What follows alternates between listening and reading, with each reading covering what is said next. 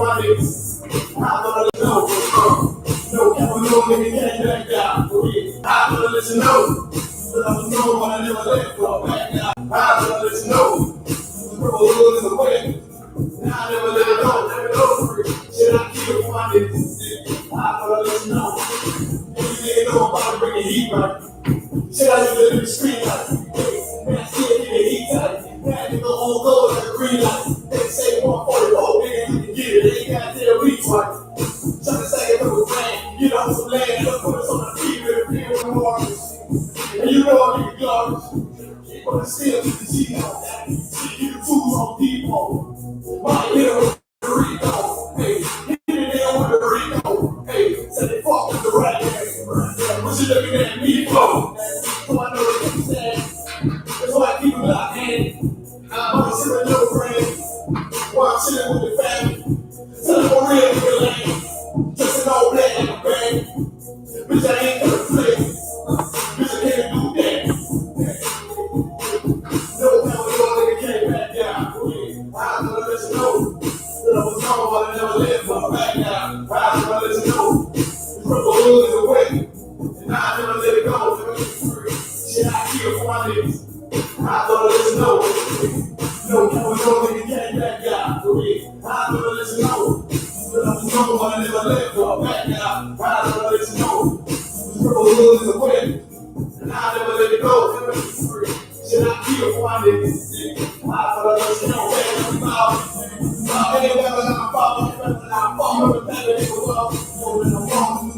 Nigga, raise up, now I'm all in. You know that I'm around. The way to the beat by the beat. Then I'm gone in the way, trying to stack it from the end. And let's get it in. About to make shit turn. Move on the pole. The red thing, about to turn up my left. He the bitch up like lots. He the father bring a whole lot of mop. They know that we feel like pop. And I'm headed for the top down. And they ain't never gonna stop. No power, no nigga can't back down.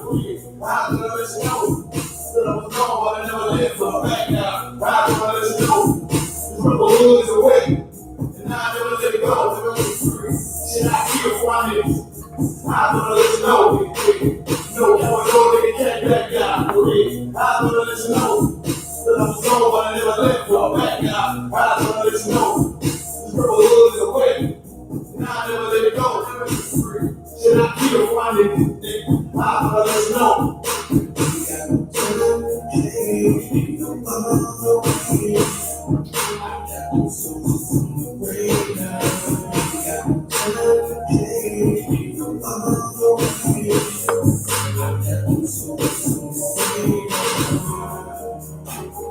Chef, any seltzers left? Yes, sir. Good, get one. Yeah, just one.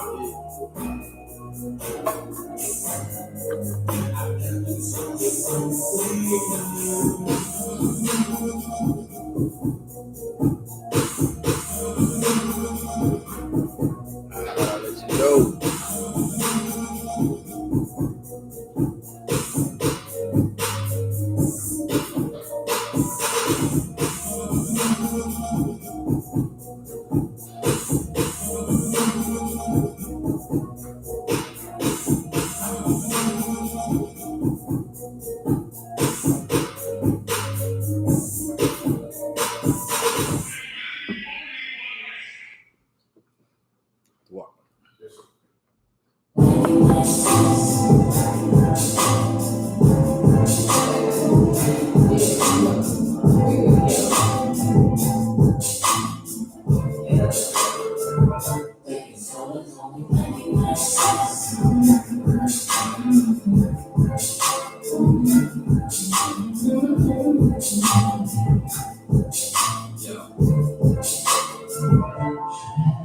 This country that comes with a lot. You could end up inside of a box when you get your numbers by hot. And we get set up by top. Opportunity it doesn't knock.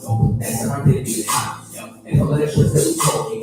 Still was punching the clock. You think I want to sweep your floor from day before? Fuck, I want to take your orders for. You think your style that hard more, that's worth more than mom's car. And the shit make you want to say fuck the law. You rank your who's your baseball. They wouldn't even want to own corner stores. So call the board, so it's call more.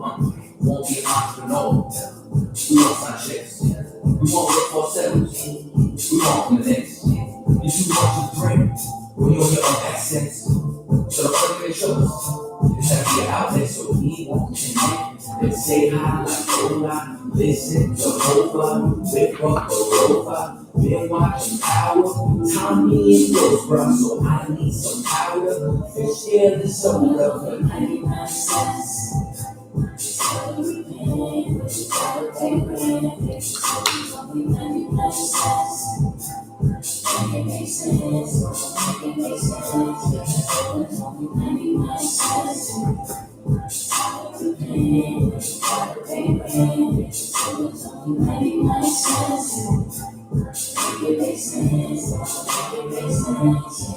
See the money is a moment. Repeat my history back over years after my feet. It's when you simple way back in my mother's house. It's in my blood, so I feel like it's out of time. It's like time. It's time. Back then to back days, motherfuckers was mad, but that was a crack phase. I mean, I'm on the show, see, I love it, so she was so maybe then I got man. She could be a first guy, man. So I was with that again. I had to take care of us in the peace with 4 kids. I'm running away with my shit. No, who wouldn't break on some shit. Got food stamps from the neighbors. Sour opinions on pages. Late night you shower pages. Uncle brings to me some hay. We play her out of flavors. And when time was cash out, I can lash out. Told me take food stamps. 15 bucks for that kid. Fuck all that shit. Then the young lady knows. And let it go get coats. Take back to the hoes. All on shows. No food, it's sober. $10 in the sack. He points to the back. Say, I can feel that sober. 99 cents.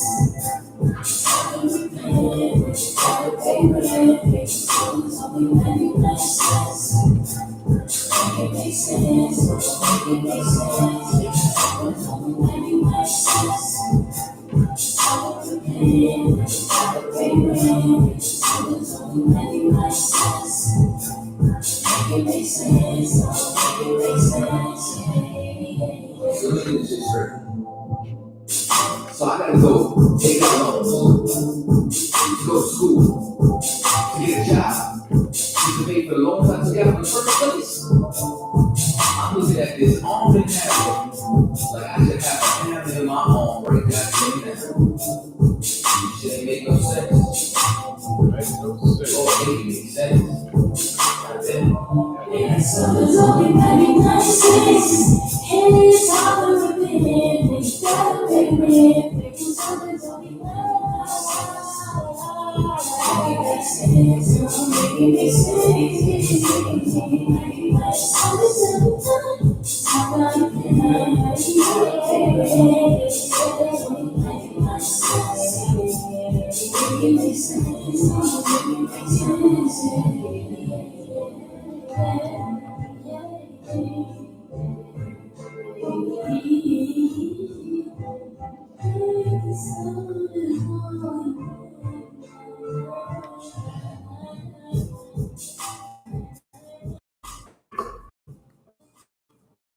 Yeah, man. On time Christ, man. Shalom, Israel. We are the I.S.U.P.K, man. We started at 1 West, 125th Street in Harlem, New York. We're in the Commander Gen.YAHANNA. This is the Wednesday night, man, last day of the week for our live stream. But we got the Hebrew language class coming up on Friday.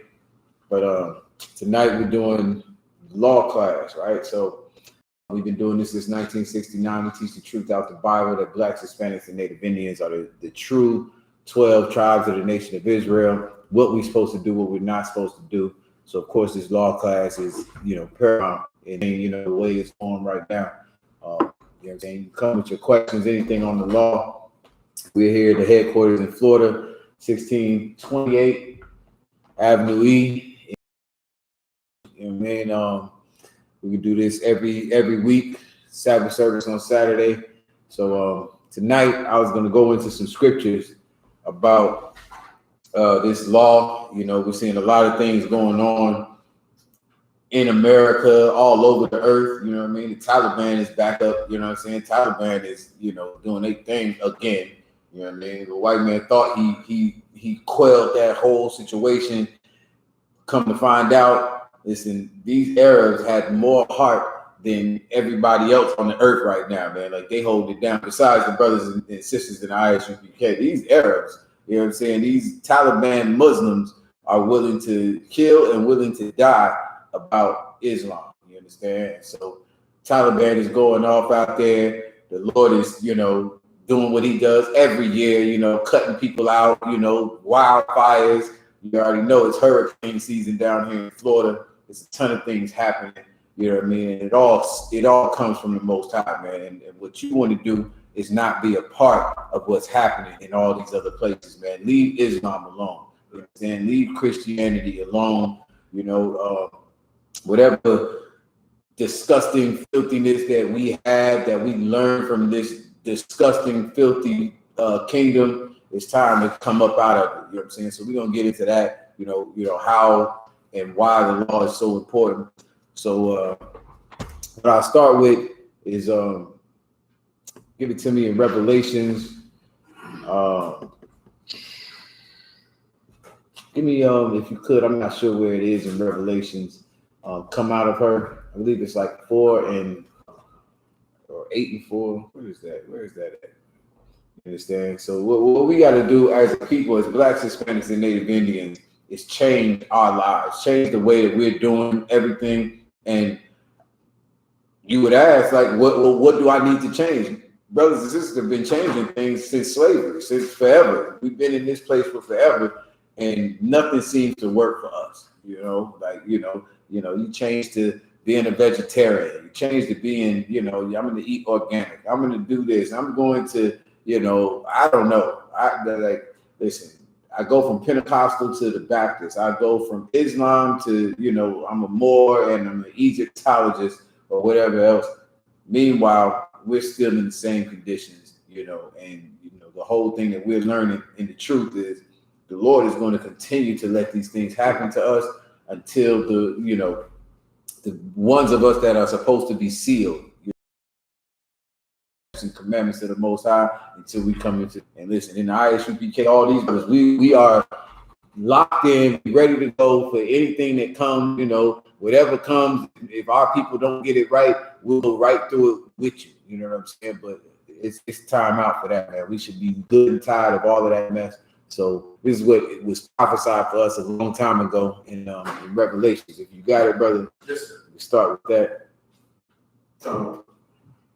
Hold on, sir. The book of Revelation, chapter 18, and verse 4.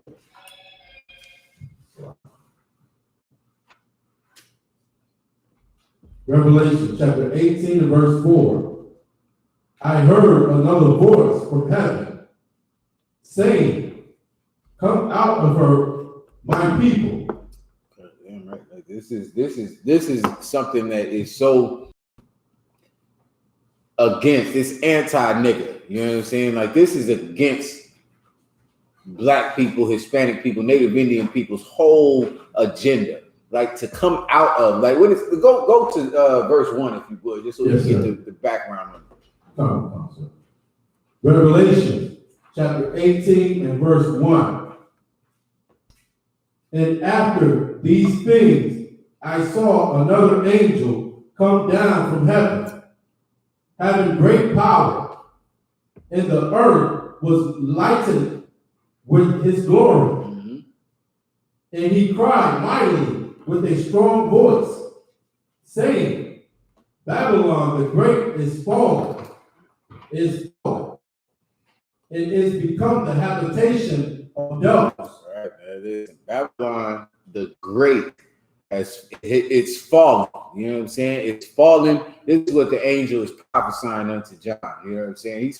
He saw an angel come down, and the thing that is so beautiful for Blacks, Hispanics, and Native Indians is the place that's over top of you, the place that you can't get, you can't get right in. We live in paycheck to paycheck, don't know where the next bill is going to get paid from, where are we going to buy our kids school clothes? School started. How many Blacks, Hispanics, and Native Indians struggle and worry about how they're going to buy their kids school supplies and new shoes that the kids wanted and needed? You understand? Listen, the Babylon the Great is fallen. It's fallen. And it's a problem. like triumph for Blacks, Hispanics, and Native Indians, because Babylon has had their foot on our neck for forever. Way back, if you go back into Genesis, you know, the Tower of Babel, all the way up until 2021, 6,000 years later, Babylon, the new Babylon, you know, America has got their foot on your neck the same way. But the thing that John was seeing in his vision is that Babylon is going to fall. It's fallen and has become the habitation of devils, right? So now, like, here you go, man. Like, this is the beginning of it. What you see in America is the beginning of the fall of Babylon. Babylon was once great on this earth. Now, when you look at America, baby Babylon, it's like, man, this place is sure to fall. You understand? They, you know, gays in the military, you can get high as you want to on weed, you know what I'm saying? Listen, methamphetamines, whatever. This place is nigh unto destruction. You know what I mean? So this is the beginning of it. Babylon is not what it was. And even now, you can see it falling right in front of your face. People come in with box cutters and a piece of dynamite strapped to their chest and mess up the whole infrastructure of America. COVID-19 has got America scared to move and scared to breathe in this place. You understand? And it's because of this prophecy that John is getting from the Most High right now. Read it one more time from the top. Come on, sir. Revelation chapter 1, it's like chapter 18 and verse 1. And after these things, I saw another angel come down from heaven, having great power, and the earth was lightened with his glory. And he cried mightily with a strong voice, saying, Babylon the Great is fallen, and is become the habitation of devils, and the whole of every foul spirit, in a cage of every unclean and hateful bird. Right, like that's what America is, man. This is the place where, you know, you come to die. You understand? Like if you want death, if you want AIDS, if you want cancer and COVID-19 and being shot in the street by your oppressor, this is where you come. You understand? It used to be the land of opportunity. You know what I mean? But Babylon is fallen, and this is the place where is the habitation of devils, man. You come to America, expect to be lied to. You come to America, expect the worst things to happen to you here. You understand? You come from a third world country. It looks good. You understand? But at the end of the day, this is a horrible place to be. Why? Because the Lord is against this place. The Lord is against what they are doing to Blacks, Hispanics, and Native Indians. So even if you're not of the 12 tribes of Israel, if you come here, listen, you're gonna get what the hell they get. Okay, keep going. Come. Verse 3. For all nations have drunk of the wine of the wrath of her fornication. Listen, let me clarify. Like I said, if you come here, listen, if you're under the philosophies and the authority of America, you are going to get what America is getting, man. Like this is Babylon. This is Babylon all over again. This is that whore that sits on water, talks about the Bible, right? So many people have become drunk. You understand? Like the Japanese have given up their culture, have given up their philosophy, have given up their language to be able to speak. If you go to China, if you go to Japan, a ton of people speak English. You go anywhere on the earth, you go to, you know, Asia somewhere, pick a place, go to Africa, they speak English. What white person speaks Swahili? I'll wait. You understand? What white person speaks Mandarin or what's the Indian, the red dot Indian language? I don't even know. What do they call that? Nobody knows. Sanskrit. I don't know. I don't know what it is, but nobody speaks that. But everybody has become drunk by this place, by this kingdom. You understand? Like you speak English. You deal with American philosophies. You want to get World Wide Web has made it to where social media and everything, everybody it's all wonderful and beautiful because we are all able to, take from each other, and it's this melting pot of, deliciousness here. At the end of the day, you are becoming drunk by the philosophies, by the religions, by the policies of this place. You understand? And we say America, but it is your oppressor. It's the white man. You understand? Like he calls himself that, so we'll call him that. You understand? He's ruling the earth. So at the end of the day, everyone has become drunk by the wine of their fornication, them going against the Most High, them doing things that are unlawful against the Most High. Go ahead. Come. And the kings of the earth have committed fornication with her, and the merchants of the earth are waxed rich through the abundance of her delicacies. Damn right, man. Like, listen, that's what America was offering Saddam Hussein back in the day. You understand? You know what they was offering Saddam? Like, give up them weapons of mass destruction, and we will not come in there and blow everything up. We'll put you on with all the, the merchants and all of the businesses that you need to be able to get this off and that off and whatever else. America is always about them sanctions. You know what I'm saying? I didn't know what sanctions was growing up. I came to the I.S.U.P.K. and I heard Commander Gen.YAHANNA say that so many times about sanctions. I'm like, what the hell is a sanction? I had to ask the question. You know what I'm saying? Like, it is a restriction on other countries that you can't deal with us. You cannot make business, you cannot make deals with us. And because you aren't able to do that, it's gonna hurt you. It's going to hurt your people. It's going to hurt your country. It's going to hurt everything. It's going to hurt your pockets. That's what's going to happen. You understand? I'll put these sanctions on you. You ain't going to make the money that you could make if you had all my connections. You understand? And so now all of the kings of the earth have committed fornication. They have given themselves up so that they could make this money. All of the merchants of the earth, they have, what do they say about the merchants? Salaki. Come. And the merchants of the earth are waxed rich through the abundance of her delicacies. Keep going. Come. And I heard another voice from heaven saying, come out of her, my people. Come out of her what? My people. What is it? My people. This is the thing, right?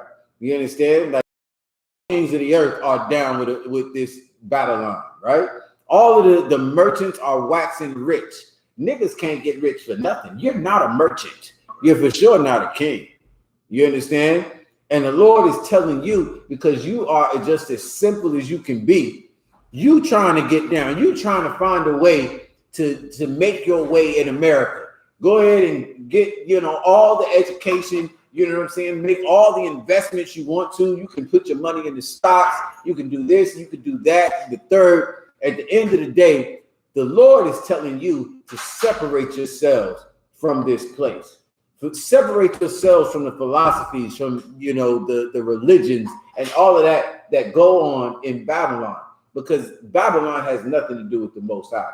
Its philosophies and its religions are completely against the Most High. And so what the Lord is telling his people, the Israelites, aka niggas, spits, and savage red men, you understand? He's telling you to separate yourself. Come out of her, my people. You understand? Keep going. Come out of her, my people, that ye be not partakers of her sins. All right, man, that you are not doing what she's doing.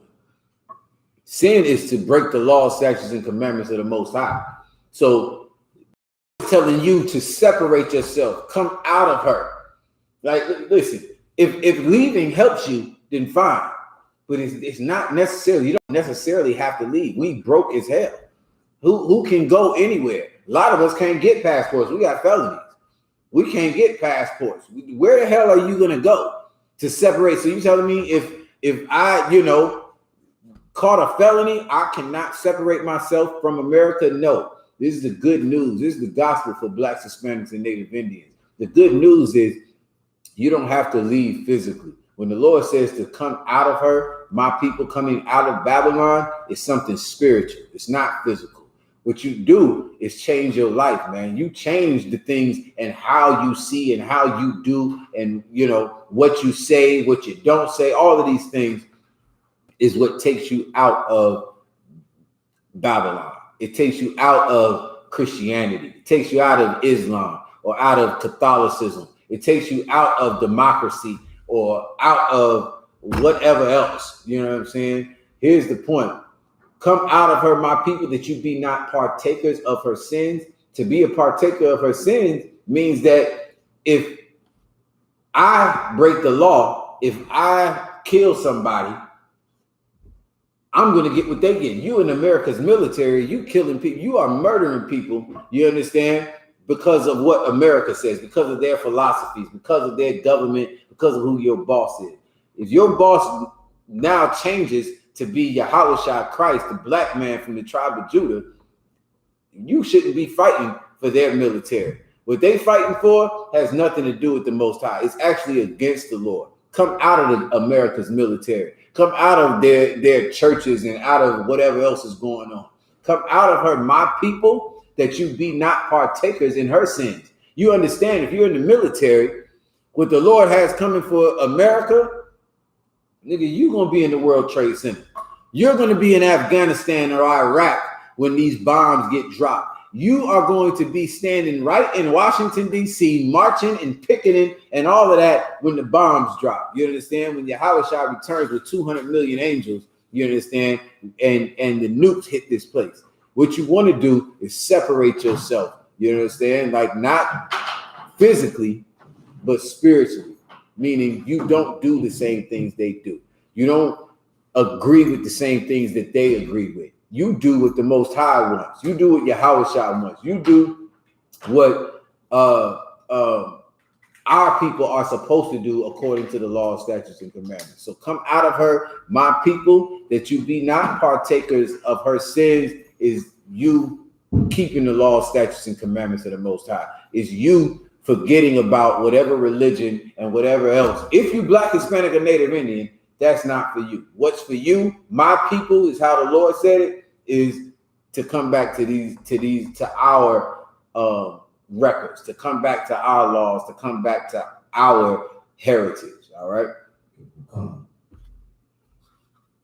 And that ye receive not of her plagues. Right. So you ain't receiving COVID-19. You ain't receiving, you know what I'm saying? Yo, listen, these white people, their houses is burning all the way down. They said this is like the second biggest fire in California ever. Wow, the wildfires is like every year, every other year at the least, right? This one is huge. It's all over everywhere. Everyone is, losing their stuff. They're crying on TV. I was watching the news this morning. This troglodyte was crying like, my sister, she doesn't know what she's going to do because of these wildfires, right? These wildfires, not just in California, they somewhere else. I forget. Do you know where they at? There's another place where these wildfires are going on. If y'all haven't heard about it, man, I'm just now getting back into ABC and NBC and CNN. Somewhere else that these fires are going on. Midwest, out there in the not the Midwest, the Northwest, the Pacific Northwest, and all that. So all these things are happening, you know what I'm saying? And it's just like at a higher rate. You understand? COVID-19. Listen, we had COVID-19. You wore your mask for a year and a half. Now they got COVID-19 Delta. You understand? Like you're not going to you want. That strand that you got the vaccine for, there's another strand that's more aggressive and it's something else, and everybody is scared out of their mind. Well, the Lord said, come out of her, my people, that you be not partakers of her sin, right? Like these plagues, these diseases, the wildfires, the tornadoes, the hurricanes, whatever else, they come from the Lord, man. They come as a punishment. They come as vengeance from the Most High. You understand? It ain't coincidence. You understand? Like you're not going to be in a tornado and die and, lose your home and get COVID-19 and die. The Lord wants everything that's going to happen. He wants it to happen for whatever reason. You understand? Here's the only assurance that you have being Black, Hispanic, and Native Indian. Read it one more time. Come on, sir. Revelation chapter 18, verse 4. And I heard another voice from heaven saying, come out of her, my people. That's the assurance you have. That's the reassurance you have to leave this philosophy, to leave these religions, to leave this government. That's your reassurance. You don't know when you're going to die. You don't know how you're going to die. I could die from COVID-19. I could die from a wildfire in California. I could die from a hurricane picking me up and taking me away. Here's what the good news is. If I die from COVID-19 and I'm in the truth and I separated myself and kept the law, statutes, and commandments, I don't have nothing to worry about. You understand? Like, my people are going to be on top, eventually. When I come back on this earth, you know what I'm saying, Lord allow, we won't have to come back in slavery. When I come back on this earth, I'm not going to be born in, some family that is not on things and ruling things. You understand? So that's what the Lord is offering us as a people, the opportunity to rule, the opportunity to sit on top. You got a problem with your oppressor killing our people in the streets, our people getting murdered and disappearing, their body parts, their organs disappearing. You got a problem with that. You got a problem with our women being whores and twerking on poles. You got a problem with your sons being drug dealers and murderers. Then keep the law, statutes, and commandments. Come out of Babylon. You understand? My people, don't be a partaker in this, in what they've got, the punishment that they've got coming. All right? Keep going. That ye be not partakers of her sins, and that ye receive not of her plagues. Right. If you do what they're doing, they're sin. For her sins have reached unto heaven. The Most High sees what they're doing. And the power has remembered her iniquity. And no matter how long it takes, they're sitting on top. He's going to remember it. Meaning what? What does that mean? He's going to remember. He remembers. Come on, sir. If I may, that means he's going to come back and judge them. Right. Like they don't get away with it. I'm going to remember. I don't care how long it takes. They're going to have to deal with this. They're going to have to answer. Go ahead. Yes, sir. Verse 6. Reward her even as she rewarded you, and double unto her, double according to her works. Now, in context, in what we've been reading, what is that saying? Sir, but man, that's saying like when the Most High does come back and give the order for us to rule over the heathens, that we are going to reward them double. Basically, we're going to do twice as much to them as they did to us. God. Like, we are going to give it to them twice as worse as they did to us. And the part, if I could, the one part that, like I said, in context, because I wanted you to add it onto what we just read, right? Come out of her, right? So if you come out of her, if you change your life as a Black, Hispanic, or Native Indian man, woman, or child, if you change your life, you're going to be, like the brother said, you're going to be given that authority to rule over them. That's what the Lord is offering us. You understand? So now, if you do that, you get the opportunity to do what? Get revenge. You get the opportunity to get or give them what it is they gave you. It's to punish them. You understand? Just like you were punished. You got punished. You got punished for being a drug dealer, for being a whore, for being a homosexual. You got punished. You got AIDS. You got 14 baby daddies. You got 12 baby mamas and kids that probably ain't yours. So now you're going to give it back to them. You understand? Meaning this, like, of course, you can't give them baby daddies and baby mamas. You can't give them that. What you can give them is punishment for what they are doing. You aren't keeping the laws. And you say that the law is done away with.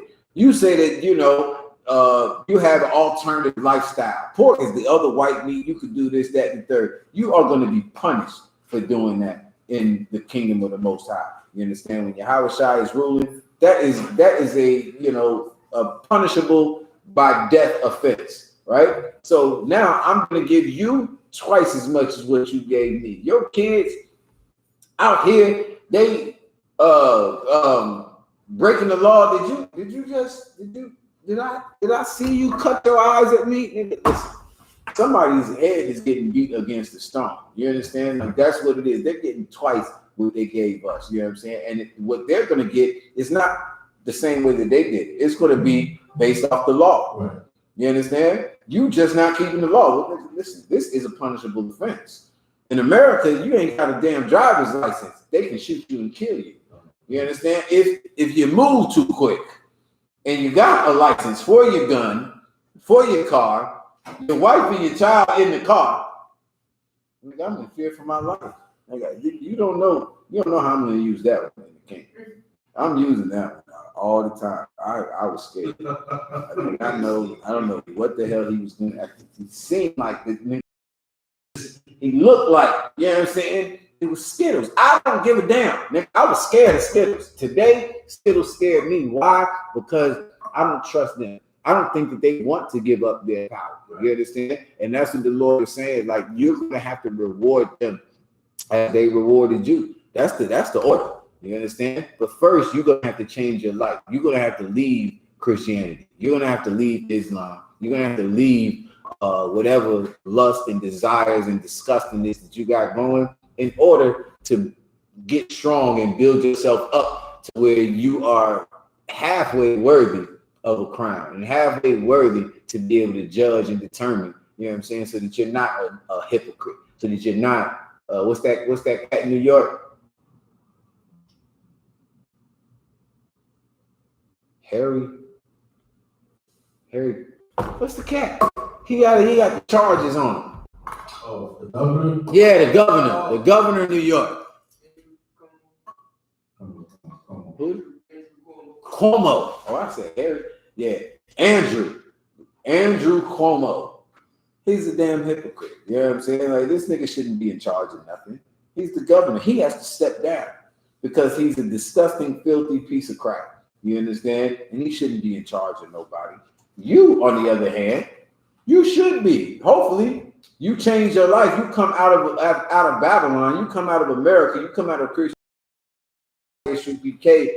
and learn what it is you're supposed to do and what you're not supposed to do, and it be something that is genuine about you, brother. You're going to get rulership. You understand? This is what the Lord said. You know what I mean? Like, come out of her. Now you stop that.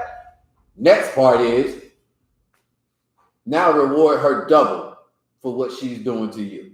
That's the next step. You get rulership. Go ahead. And double unto her according to her works. According to what? It is, man, what they're doing. I'm not just going to do it just because they're white. I'm not just going to do it because they're African. I'm not just going to do it because they got moon-shaped eyes. I'm not doing it because of that. But because of what? Because of her works. Because of their works.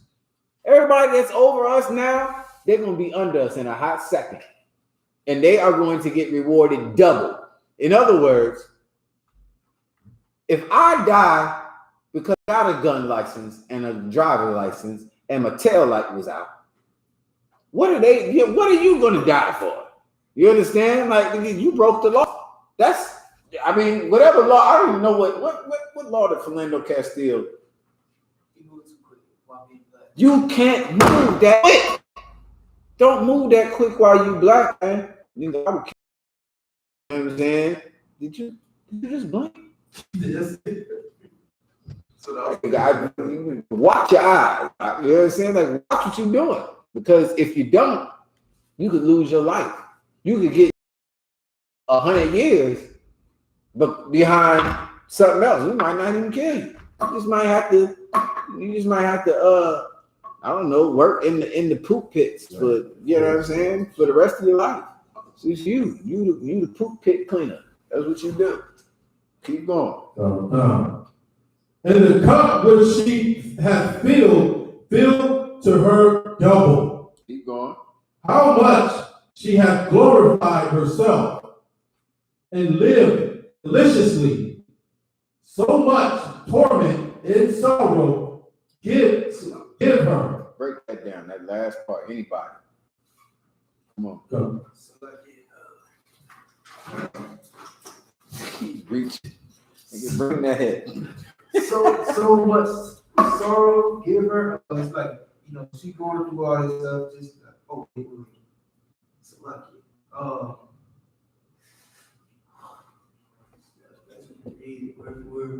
What was it? Verse 7, the end of verse. In the middle of verse 7. And shall go out to deceive the nations which are in the four quarters of the earth. God, it's 18 and 7. Oh.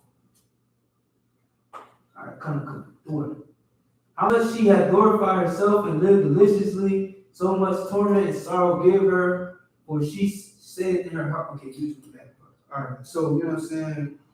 She, like, this place, you know, it's been, you know, rich and wealthy, and it's had all the benefits or whatever. Now it's saying, you know, take all that away, like give her and give, you know, this place torment and sorrow, like make it this is gonna be a sad place in that day, like it's gonna be destruction and torture, you know what I'm saying? And it's gonna be a sad place. Okay. Anybody else? If I may, it's so much torment and sorrow give her. So everything that she has done to us, we are going to give it unto her double. We're going to give her that so much sorrow and torment, because basically it's going to be an order from the Most High for us to do it. Okay. Anybody else? That's it? If you got something different, I want to hear it. Like what y'all both said, it's like what Ishaq just said just now. That's exactly what we just read the scripture, the verse before this. This one's a little bit different. What you just said was basically what Ishaq said, which is the scripture before that. But this is making it more clear, which is what y'all are missing. Okay. It says, so much torment and sorrow give her. Like, read it from the beginning of it. This is what I think maybe y'all, because that's the second person that just started from right there. Revelation 18 and 7. How much she hath glorified herself and lived deliciously. Like the white man, you know, so-called Caucasian oppressor, he glorified himself and lived deliciously, meaning like, you know what I'm saying, when he murders us, blacks, Hispanics, and Native Indians, like he murdered Eric Garner, and he glorified himself in that. You know, he singing a song, I Can't Breathe, that mocking Eric Garner, or he glorified himself in the wickedness that he does and everything he has, and live deliciously. You know what I'm saying? Like he's living deliciously off of the fruit of our labor. You know what I'm saying? You know, off of the Mexicans. You know what I'm saying? Picking strawberries for 5 cents. You know what I'm saying? Off of, you know what I'm saying? And so much torment and sorrow give her. All the torment that we face on the plantation picking cotton, they gonna get it. You know what I'm saying? The sorrow that our mothers face losing, you know, their daughters and sons on the street and in the prisons, they're gonna get the same sorrow. They're gonna face the same sorrows. You know what I mean? Everything we face, they gonna get it. All right, y'all gonna come back to me. I just wanted to ask, so like when it says how much she had glorified herself and lived deliciously, so much torment and sorrow give her. So how much she has glorified herself and lived deliciously, that's how much torment and sorrow you're going to give her. That's what y'all was missing.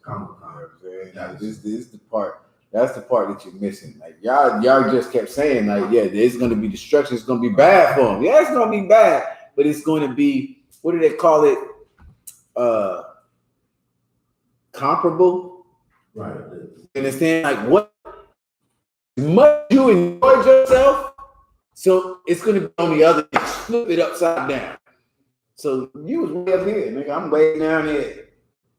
So as much as you enjoyed yourself, it's gonna flip. That's how much you're gonna be miserable. I'm gonna turn it to where from where you was at before, you're gonna be so bad. As much as you lived deliciously and with so much torment her. That's how much, in other words, in the old English, read it. Revelation chapter 18 and verse 7. How much she has glorified herself. So for everything that she did to glorify herself, And lived deliciously. So much torment and sorrow give her. What does that mean? That it's so much. Come. Yeah, that's how much. That's how much torment I'm gonna give her. However much you enjoyed yourself, and get it off. Enjoy yourself, because that's how much. As good as it gets for you, that's how bad I'm gonna make it. Yeah, so it's like if I could, you would read it like so much, like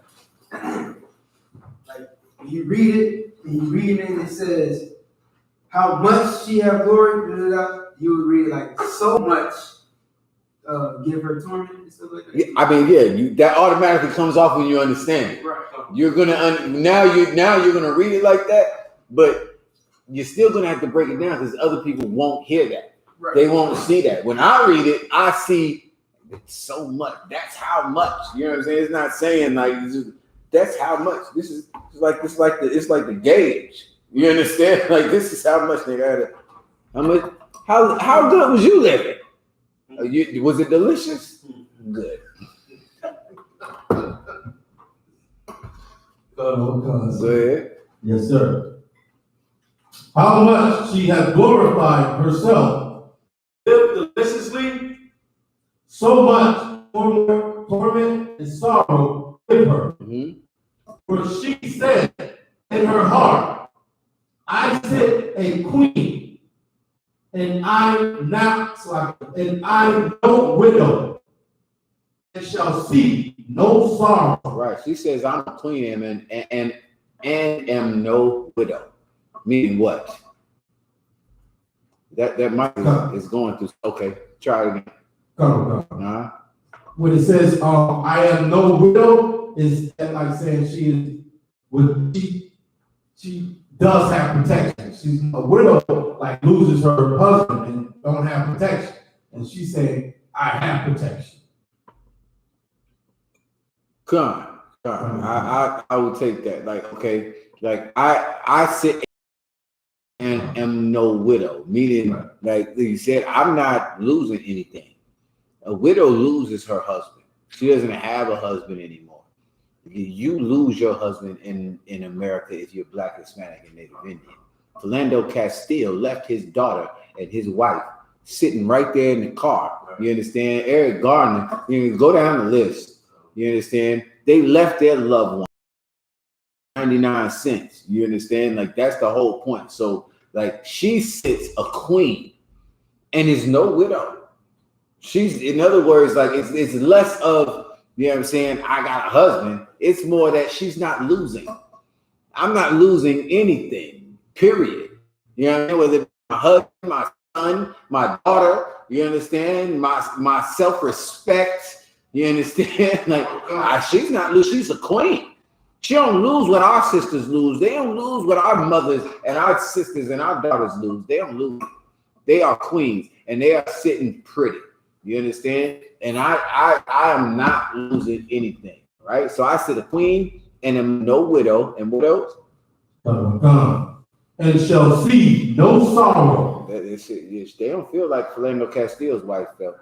They don't feel that. They have no. They are bragging how deliciously they live and how proud and disgusting they are. That's why the Lord is giving them the judgment that they're giving them. But first, Blacks, Hispanics, change their life. You understand? Like it sounds good. If we just sit here and read this, and it was like the Christian church, and you could just read it and be like, yeah, I'm in I.S.U.P.K. I'm good. No, nigga, you're gonna have to stop doing what the hell you're doing. Otherwise, we're gonna be here again. You're gonna die. Let's just say you make it to 60, 70 years old. Some of our grandparents, my grandparents lived to 90. I got a grandfather who's 90 something right now. He's still living. Pastor of a church. Nigga still. Nigga, it doesn't matter. You understand? Like, you're gonna have to change your life. You know what I'm saying? That's why he think it's shit sweet. You know what I'm saying? But at the end of the day, brother, like I said, you're gonna have to change your life. You're gonna have to come out of her, my people, that you are not partakers in this. So we in I.S.U.P.K, the return of Christ, so that we don't have to come back. That the work that we're doing now, that the changes that we're making now in our life will actually have and hold some weight. You know what I'm saying? We can get to do this. Nigga. We seeing it. It's right here. It's like right here. Could you imagine living in Christ's time? I thought about it a ton of times. I thought about it a million times. Living with Christ and being right there, standing and rocking that camp with Christ, nigga, it had to have been amazing. Look, it's right here. It's right here. It's raising niggas from the dead. See that nigga walked on water. This gotta be it. This is it. This is it. We out of here, y'all. Goddamn the white man. He's the devil that the Bible speaks of. Goddamn right, nigga. Peter and all them niggas getting stoned to death. They got the death penalty. You understand? They went to jail. You might have to go to jail. You might get the death penalty out here. You know what I'm saying? Who knows how these laws will change? Here's the thing. You have to 100% be about serving the Most High. You have to change your life. You have to come out of her since you're not partakers. Like, you might get stoned to death like Stephen. You might get crucified like our king. But Yahushua is not a partaker in their way. And he's not getting what they get. You understand? So that's the point, you know. So you can go ahead and keep reading from there. Come on, sir. Revelation 18:8. Therefore shall her plagues come in one day and famine, and she shall be utterly burnt with fire. Listen, these forest fires, nigga, listen. That's how we see it. Like, again, if I was there with Christ, I'd have been like, that's it. See, they're getting burnt. They're getting towed up right now. You can say it right now, but you don't know. You understand? What you want to do, your reassurance, is to make sure that you change your life, that you keep the law, statutes, and commandments. Even if you have to be crucified. Yeah, listen, I changed my life. That's what it is. You know what I'm saying? The scripture talks about the dead in Christ. You understand? If you ever read that. The dead in Christ shall rise first, right? Even if you do die. You know what I'm saying? If you die keeping the laws, if you change your life, nigga, that's rulership. That's where you want to be. I really don't. I would rather Christ come in my lifetime so I can see it, because I'm so anxious. So damn anxious. But even if it doesn't, if nigga, I just wake up one day and be like, oh snap. How was shot, nigga? I heard about you, my nigga. I heard about you. Just my nigga. And we in rulership, that's fine. I can take that. I can deal with that all day. You understand? Keep going. Come on. For strong is the Most High Power who judgeth her. Mm-hmm. Strong, the Most High Power that judgeth Babylon, that judged America, that judges your oppressor, whoever the hell it may be, that who judged Egypt. You understand? The strong is your power who judges her. So what you want to do is make sure you come out of her, so that you're not with them, because our power is strong.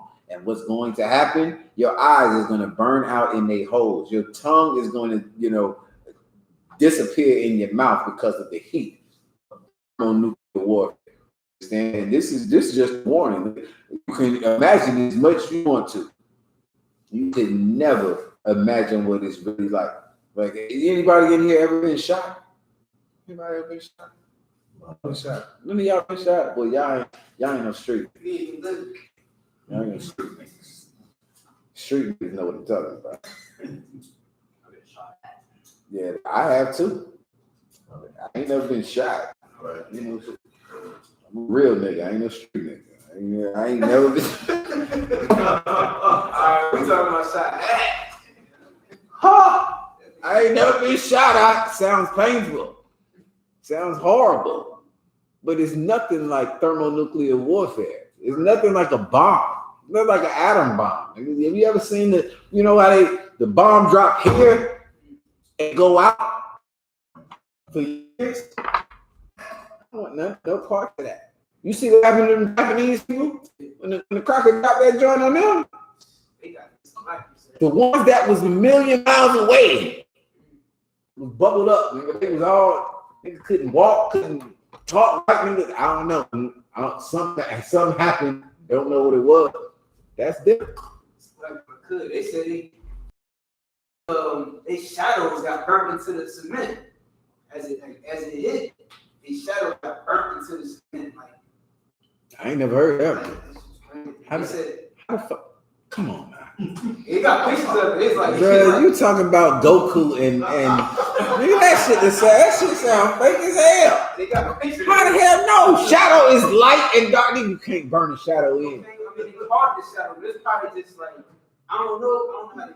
That's what I'm saying, nigga. I need some hard. Don't bring that in the class. Well, that's how the hell? That's how Jeremy. How the hell a shadow get burnt into what? I don't know. But that's so it get dark. You don't see shadow no more. But the sun come up, the shadow's still there on the rock. It's like burnt. It's a. So a nigga from 85 years ago, his shadow is still there. You just walk by. Come on out. You talk to me. I'm not that nigga. You can't just say anything to me.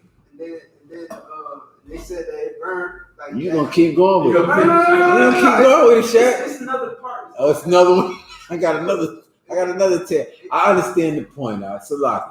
I understand the point. The brother's point is it was rough.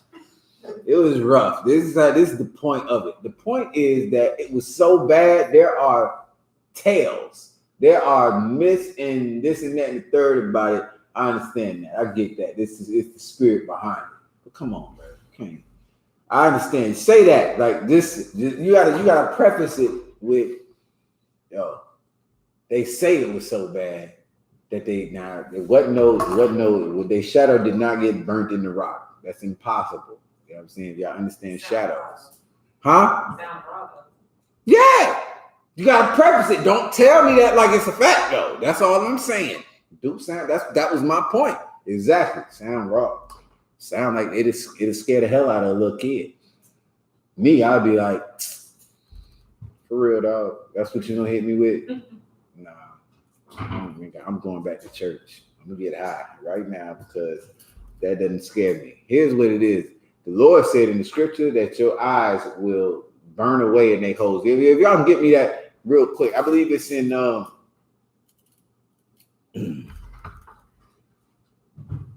it seemed like Revelation. I can't think of nowhere else. I don't know. There's just one person, if I could, one of y'all, and I'm gonna keep the rest of y'all on deck. Whoever was reading, you can keep reading because I don't think we got to the part yet. Did we get to the part I need? No. So consume away. It says consume away in their holes. That's how it says it. Mm-hmm. Revelation chapter 18, verse 9.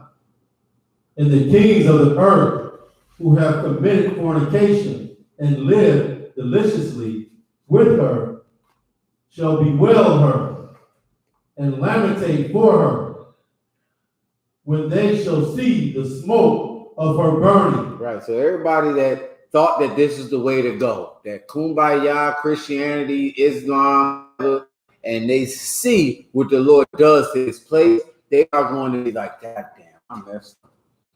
They're going to bewail her, like they're going to be so sorry that they didn't listen to them crazy ass superheroes on the corner.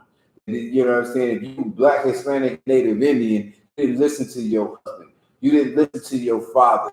You didn't listen to your wife who came into the truth, and your punk ass wanted to keep getting out. You will be so hurt because the Lord who is with us is strong, and He is what's coming down on you is going to be unforgettable. Sister said raw. It's going to be raw with the Lord, the blood raw. That's what it's going to be. You understand? We're going to have a whole goddamn story about your shadow getting burnt into a rock because of how hot it was when the Lord came to judge this place. Go ahead. Verse 10. Standing afar off for the fear of her torment, saying, Alas, alas, that great city, Babylon, that mighty city, for in 1 hour is thy judgment come. Come on, man. Anybody want that? Come on, Schwartz, sir. Saying that, I need you to give me what you're breaking down. Revelation chapter 18 and verse 10. Standing afar off for the fear of her torment, saying, Alas, alas. These are the other ones, the other nations that are seeing America, Babylon, being destroyed, being burnt, like the Most High destroyed Sodom and Gomorrah. You know what I mean? At last. They standing far off for fear of her torment. I mean, you know what I'm saying? They standing far off, for fear that they don't get what America is getting. If I could, what you saying is right there. But I think if you go a little bit, the verse right before that, so that you can get it all together, because you started there, and I think you're missing the part that will bring this whole thing together. Revelation chapter 18 and verse 9. And the kings of the earth who have committed fornication and lived deliciously with her. These kings of the earth is like these, these governments, these, I got that part. You know what I mean? Yeah. They committed fornication with her, man. Mm-hmm. Like, shall bewail her and lament for her. You know what I'm saying? They're going to be sad because, they can't do business with America no more. You know what I mean? Like, this is the great Babylon. This is where they get all their wealth from or whatever. You know what I'm saying? They feeding off of America. When they shall see the smoke of her burning, America, they're going to see the smoke of America, or they're going to see Babylon. They're going to see the smoke. Standing afar off for the fear of her torment. Alas, that great city Babylon, that mighty city, for in 1 hour is thy judgment come. The other nations, the Chinese, the East Indians, the African Hamites, they're gonna see. And they're gonna say, damn, the great city Babylon, like this city was America. I thought this America can never be touched. I thought this was the baddest, the most powerful empire. You know what I mean? And they're gonna say that mighty city for 1 hour, 1 hour, the Most High is just gonna destroy this place like it wasn't nothing. You know what I mean? Like, as long as it took to build this empire, the Most High is gonna destroy it. You know what I mean? And just that fast, it's over with. Okay, just that fast is right. Okay, so as you right, exactly. Like, okay, the one thing that I would add on to what you just said, what the brother said was right. Of course, like the kings of the earth that live deliciously with her, that they're going to see this thing happen. Where are we at? Revelations what? 18 and 9 and 10. Okay. 18 and 9 says, and the kings of the earth who have committed fornication and lived deliciously with her shall bewail her and lament for her when they shall see the smoke of her burning, right? So there are certain people, like, just think about it like this. Think about Babylon being just America. Like, America is far reaching. They go into every damn country that there is. But just think about this as being like the capital. This is the capital of the whole earth. America is right here. You know what I'm saying? The 50 states. Hell, Alaska is part of America, but it's way the hell off somewhere. Hawaii down at the bottom, whatever. So think of it like that, right? This is the best way. This is how it always comes into my mind. This is the best way that you could think about it, because the white man is everywhere on the earth, but the white man that's actually ruling the earth is in America, Babylon, right? So when it says that the kings of the earth who live deliciously with her, the ones that everybody lives off of America, the greatest country on the earth, right? There are some that are not here. There are some that are in the coalition, in the, what do they call it? The United Nations and all of that stuff. They not here. But if you could imagine Yahushua returning with 200 million angels, and just everything just happens right here first. The niggas that are far off, that are not here, you got internet and TV and shit now, you know what I'm saying?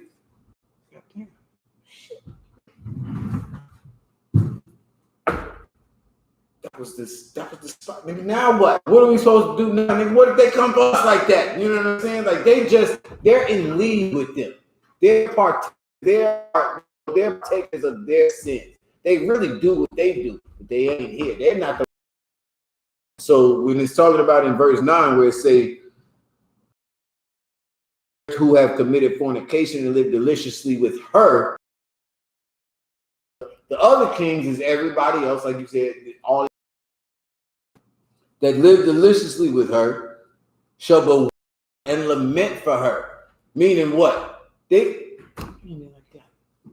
put all my money into this. This is I got soldiers over there. I got this, that, and the third.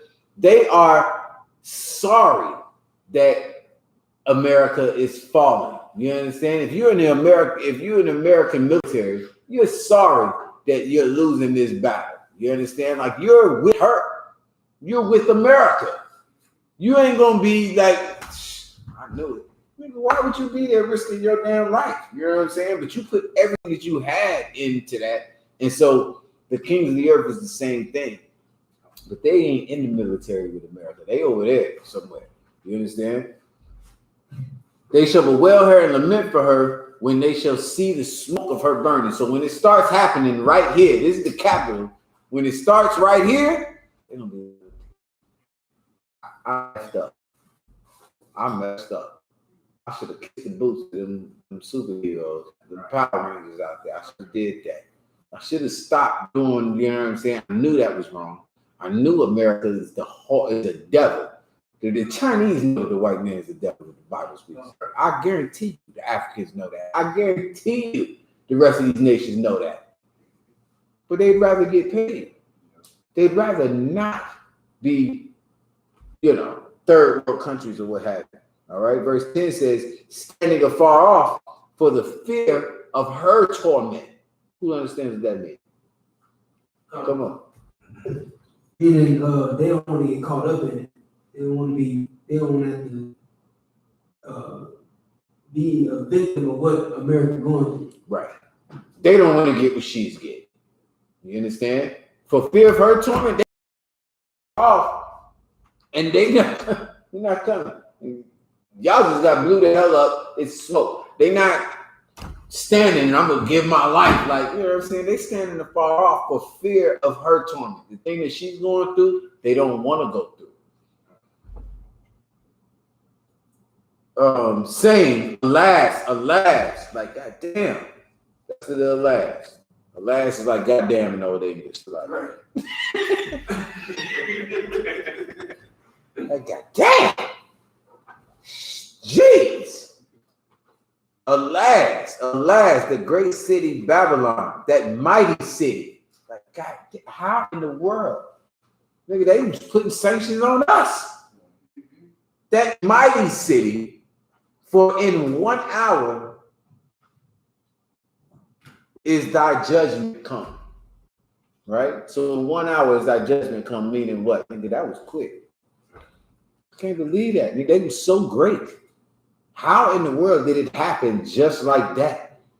It was all good just a week ago for the old school cats. Y'all know who that is? Y'all know who that is. Put it in your Google machine later on tonight. It was all good just a week ago. That's Jay-Z. Reasonable Doubt, I think it was. You know that one? Shaq don't even know that one. Shaq was listening to the Parliament. That was Jay-Z, nigga. Like, nigga. It was all good just a week ago. Just a minute ago, we was good with America. Everything was wonderful. And then like it seemed like an hour. All of this stuff just fell. You understand? Verse 11, and the merchants of the earth shall weep and mourn over her, for no man buyeth their merchandise anymore. Like that whole coalition that America had, they whole connections that they had, America is no more. So now everybody else that was in league with America, like, damn, I put all my stuff in the stocks of America. I had good stocks. It was good. Nike, Jordan.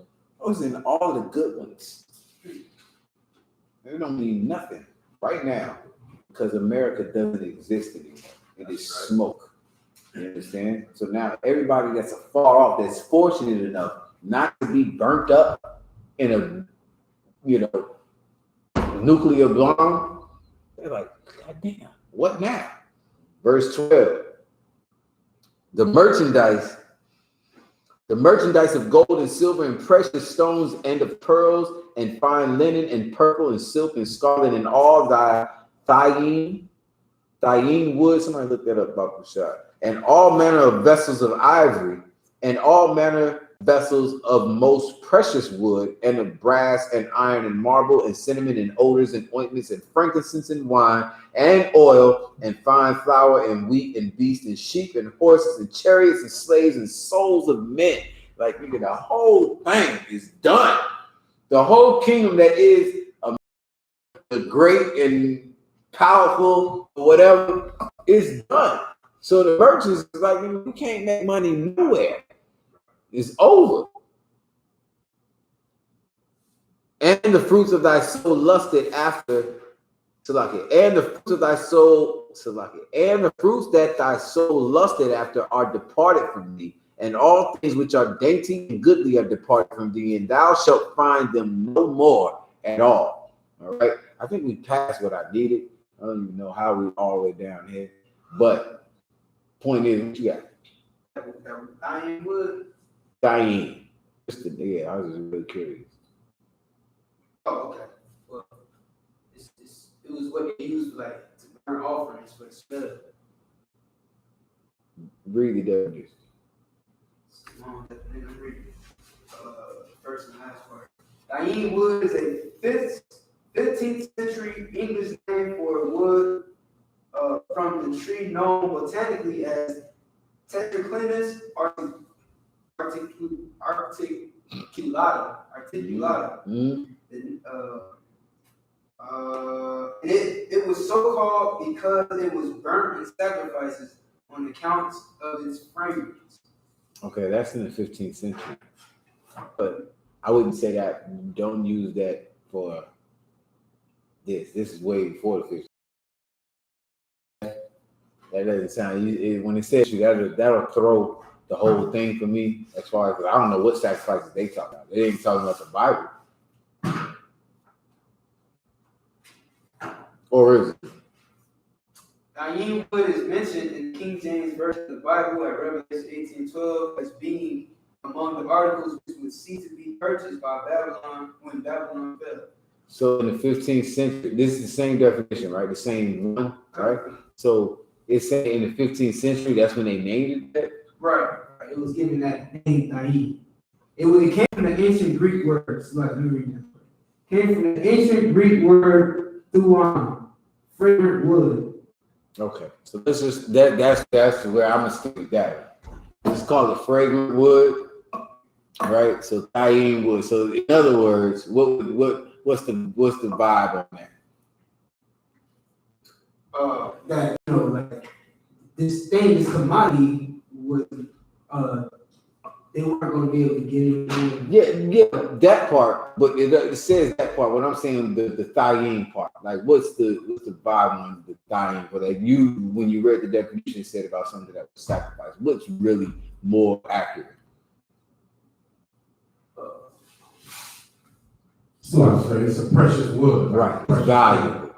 That's what it's saying. It's a valuable wood. You understand? So all the things that you held up here, like thyine wood, yeah, it's fragrant wood. They don't care about it being sour. That's what we use it because it was the best of the best. That's what Israelites do. Nigga, we like, nigga, y'all niggas will wear Gucci, gay ass, because you think it's the best of the best. When it is not, you know what I'm saying? But because that's just in our spirit. It's just what we want the best. We want whatever. If we get it. You understand? Like that's just like I bought a 4K TV just because I need that. I need that. I don't even know why. I do know why, but I need that right now. You know what I'm saying? So for us, you know what I'm saying, as Israelites, that's automatically a thing. Well, for the merchants of the earth, why is it important? Because my black ass is gonna buy it. You're gonna get paid because you got thyine wood. You got this and that and the third. That's wonderful for me, nigga. Well, it's no more. It's done. Everything, all the marble, the gold, the silver, it doesn't even matter anymore. It has no value. Your $1,000 bill will not mean anything. You understand? Because this place is going to be destroyed. So for Blacks, Hispanics, and Native Indians, the reassurance, the thing that you have is keeping the law, statutes, and commandments. Forget the money that you got. Forget your bank account. Forget, you know, how many degrees you got. Forget this, that, and the third. What you should be worried about is serving the Most High, keeping the law, statutes, and commandments. Because all the things that mean something to you right now, that are valuable and precious, are soon not going to be worth a goddamn cent. You understand? Keep going.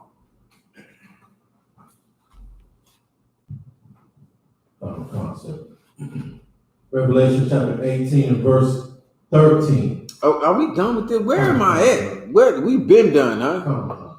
Salakia. Let me check, make sure it ain't nothing, because I might got another verse way down here. Where we at? Revelations 18 and where? 13, sir. 13. All right, keep going. Revelation chapter 18 and verse 13. And cinnamon and odors. Jump me down. Good night. Where you at? 13? Come. Cinnamon, odors, ointments, and frankincense, and wine and oil, fine flour, wheat, beef, sheep, horses, chariots, and slaves, and souls of men. And the fruits that thy soul lusted after are departed from thee. I already read that. All things which are dainty and goodly are departed from thee, and thou shalt find them no more at all. Verse 15.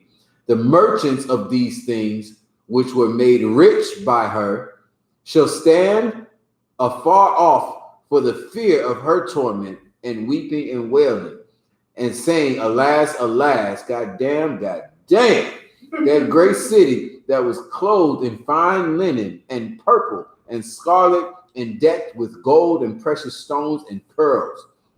For in 1 hour so great riches is come to nothing, and every shipmaster and all the company and ships and sailors and as many as trade by sea stood afar off. All right, so all these things that, you know, how niggas made money in America, in Babylon, in this great place, it's all coming to nothing. Okay. Verse 18. Pick up there. Come. Revelation 18 and 18. And cried when they saw the smoke of her burning, saying, what city is like unto this great city? Right. Like they cried like, God damn, we lost this. Ain't nothing ever going to be like this ever again. What city is like this great city? You never see nothing like this. Keep going. And they cast dust on their heads and cried, weeping and wailing, saying, alas, alas, that great city wherein were made rich all that had ships in the sea, by reason of her coastlines. Of what? What's that? Oh. Costliness. Right. Okay. So alas, alas, like alas, literally. Anybody know what that means? Literally. I'm saying goddamn, but that's just me. Truth, but literally. That's what it means. It's a synonym. What does it mean? gave the whole thing away. Look at the last. Oh, you looking it up? Nah, I was cheating. At last. That's what it is. It's an apostrophe. The apostrophe is taking the place of the T, right? So at last, or finally. Damn. This is what's happening. I say goddamn because they like, you know what I mean? Like it's not finally like how we would say finally, like shit, it's about goddamn time. Finally. Like goddamn, is this the end? This is it at last. Nigga, at the end, I never thought of this. That's the best way to play. I never thought it would come to this. That's their finally. Their finally is I didn't think this would be the end. I didn't think this would be how it was gonna go down. But alas, in an hour, they don't exist anymore. There's no more, I can't get rich. All the stuff that I made money off of doesn't matter anymore. You understand? Keep going. Come, sir. For in 1 hour is she made desolate. Mm-hmm. Rejoice over her, thou heaven. Nigga, that's us. Everybody else, the merchants and the kings of the earth, they're crying and weeping and wailing. But who this is talking to is not them. Read it again. Come. Rejoice over her. Nigga, that's me. I'm happy at last. It's about that damn time this happened. Go ahead. Rejoice over her, thou heaven, and ye holy apostles and prophets. Listen, the heavens, the fourth dimension, the angels are going to be like, shh, goddamn time. We're about goddamn time. You holy apostles, you men who are strong enough to stay in here and not be a bitch under your mama and under your daddy, under your auntie and uncle and your woman and your children. You holy apostles, rejoice. You should be happy right now. You should be happy. Your woman, on the other hand, misses whatever else she was getting. I don't know what it is. Whatever it was.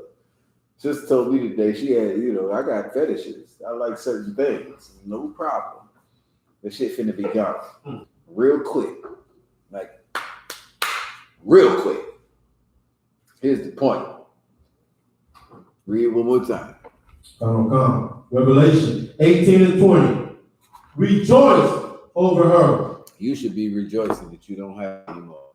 You have and ye holy apostles and prophets. Y'all that are set apart, y'all that keep the laws, statutes, and commandments, that y'all that hate the things that go on in this place. Go ahead. For God hath avenged you on her. Can't make clearer than that. This is the Lord's vengeance. The things that are happening, the Lord taking it away from the kings of the earth, from the merchants of this earth. The Lord taking away Valentine's Day and birthdays from your dumbass mama and your dumbass daddy and your dumbass bitch or whore you dealing with. Your dumbass, I don't give a damn. Your children, you know what I mean? Whatever it is, you should be rejoicing if you in the truth. You should be happy as hell. If you with the niggas that's in the fourth dimension, you with the heavens, you holy apostles, you should be rejoicing. Why? Why should you be rejoicing? Read it. I hope you understand what I'm talking about. Yes, sir. Okay. Rejoice over her, thou heaven, and ye holy and prophets, for God hath avenged you on her. Why? For God hath avenged you on her. That's why. Because it's vengeance. A dumbass Christian, they don't see it that way. Somebody who's got a business and is a merchant or is a king in this place, they don't see it that way. This is vengeance. They're losing. They're crying and they're wailing because they don't serve the Most High. They don't keep the law, statutes, and commandments of the Most High. So this hurts. But for you, it's something to rejoice about. You understand? Why? for God hath avenged you on her. This is vengeance for Philando Castillo and for Eric Gardner and for Brianna and for whoever else you can think of. Go down the list for Emmett Till, for who the hell ever else you can think, for Yahushua, for Stephen, for Peter. This is vengeance for them. Go ahead. And a mighty angel took up a stone like a great millstone and cast it into the sea, saying, thus with violence. Thus what? Thus with violence. Nigga, you so rough. Thus what? Thus with violence. It's so aggressive. You're too aggressive. Why don't y'all just calm down a little bit? But what? Thus with violence. This is the angel of the Lord. Keep going. So that great city Babylon be thrown down. This is how we do, nigga. We fight against powers and principalities. We fight against these things, man. You know what I'm saying? Whatever lust you got, whatever things you believe in or you like or don't like, the Lord don't give a damn about it, man. The angels of the Lord, the holy prophets of the Lord don't give a damn about it. And we will fight you to the death. We will throw that thing like a rock, like violently into the ocean. You understand? Like, we don't care. You might think I'm mean. You might think I'm, what do y'all call me? What's the other word? Aggressive. Okay, aggressive. That's nice. I don't have a problem with that one. What's the other one y'all call me? Nigga said I'm mean. What else am I? Sisters? What else am I? Huh? Okay, that doesn't count. You can't say that on the same. Just said I'm an asshole. Yeah, I should put her name out there for saying this shit. I'm an asshole. Okay, I'll be an asshole. So, you know why? Read it one more time, Mishai. And saying, thus with violence shall that great city Babylon be thrown down. That's what my mama would call me, is an asshole. That's what a woman in the world would call me, is an asshole. Because she doesn't know what I do. Read it one more time. Go back one verse above that. Revelation 18 and 20. Rejoice over her, thou heaven. You should be rejoicing. All you that call me mean and an asshole, you should be rejoicing for what the Lord gave for us to do. What he gave for us that separated us from everybody else. Everybody else, they can do that. They can think that, they can think the Lord is an asshole. You can think that all you want to. What kind of God would kill a baby? Mm-hmm. What kind of God would say that you can bash a baby's head against a stone? Now, what God hates? My God. My God, the nigga God. That's the one that hates. You can call him an asshole if you want to. I pray you understand. I hope you change your life. I hope you can understand what the spirit behind what it is we do is. It's for you. It's for my mother, who is a nut. It's for my father, who is crazy as he can be. It's for my brother and my sister, who are dumb as hell. It's for my children, who are ignorant as they can be. It's for you, why I do what I do.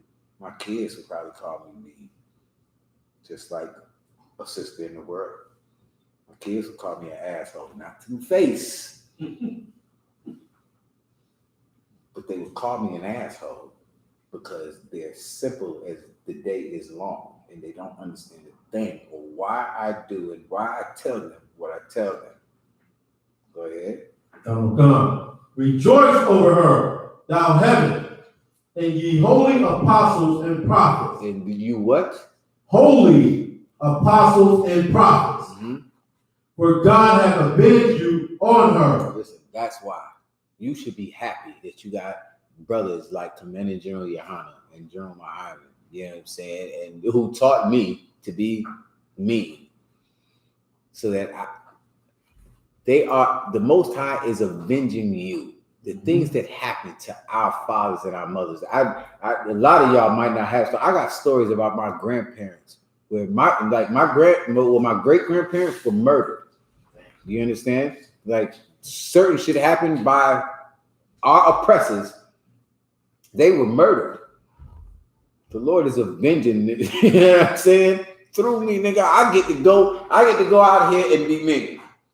So that my people are not, but whoever trusted these crackers to watch over my great-grandparents and had my great-grandfather's neck slit. My grandmother used to tell me this story. She was like, he was saying. She was telling us when we was little. My grandmother was hardcore. She was telling us when we was little. Like, that's what happened. That's what happened to our people. And it's just a normal thing in the Black, Hispanic, and Native Indian communities. Like, we just supposed to deal with this shit. That's mean. The white man is an asshole. You know what I'm saying? The white man is the devil that the Bible speaks of. Nigga, I love you. You understand? Christ loves you. You understand? The Most High loves you. You understand? You can call it what you want to. Your daddy loves you. Your mother loves you. Call him what you want to call him. Keep going. Come. And a mighty angel took up a stone like a great millstone and cast it into the sea, saying, thus with violence shall the great city Babylon be thrown down. What is the city of Babylon?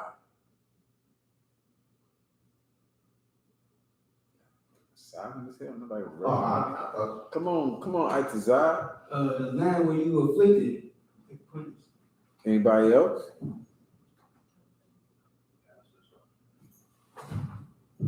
America. True. I need it in context, I think. The place where the other nations live deliciously. This is all true. I can't say anything you're wrong. Y'all not getting it. I just asked the question for a reason. Anybody know? Sisters? Come on. No? You're not following me? That was my guess too. That was your guess? The way I would have answered. Bam. You're right. Both of you are correct. Here's what it is. I want you to read the scripture one more time, and I'm going to ask it one more time. I'm going to put it. Anybody online know? What is the city of Babylon? I'm going to let the brother read it one more time. Come, sir. Revelation 18:21.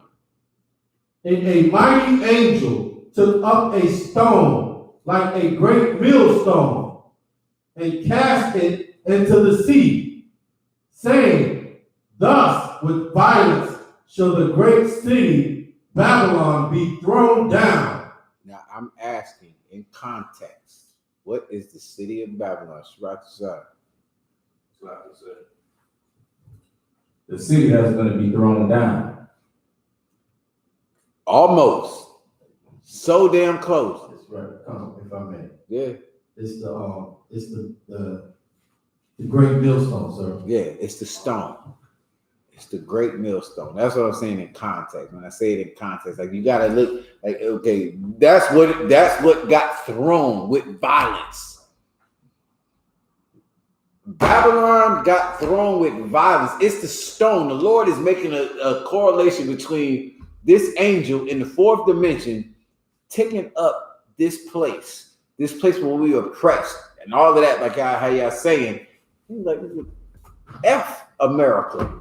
You understand? This is Babylon, whatever it is, and I'm throwing it in because this is what it is. This is that great millstone. Read it one more time, Michelle. Come, sir.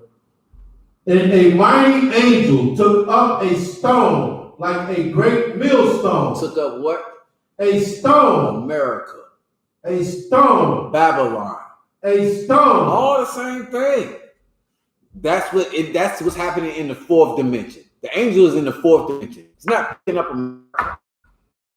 He's picking up this government, this philosophy, what is being taught here. And he's taking it up. Go ahead. Come. And cast it into the sea, saying, thus with violence shall that great city Babylon be thrown down. That's how America's going to fall down in 1 hour. Like it was nothing. Everybody else is going to see it. It's going to happen so goddamn quick. You're going to get to see it. I promise. When y'all, you know, some of y'all was like 6, 2001. I was like, Most High Christ. Commander GEN.YAHANNA was right. No, it wasn't Commander GEN.YAHANNA, but That's not who I knew then. But at the time, I was like, shh, we in here. Because I thought America was going to fall. Babylon is falling. It's falling. It was just the beginnings, is what I learned later. This is the beginnings of it. So, America, Babylon is being thrown down. It's going to be thrown down like that. In other words, what we're seeing now being in the truth is the beginnings of it. To me, it was like that was it.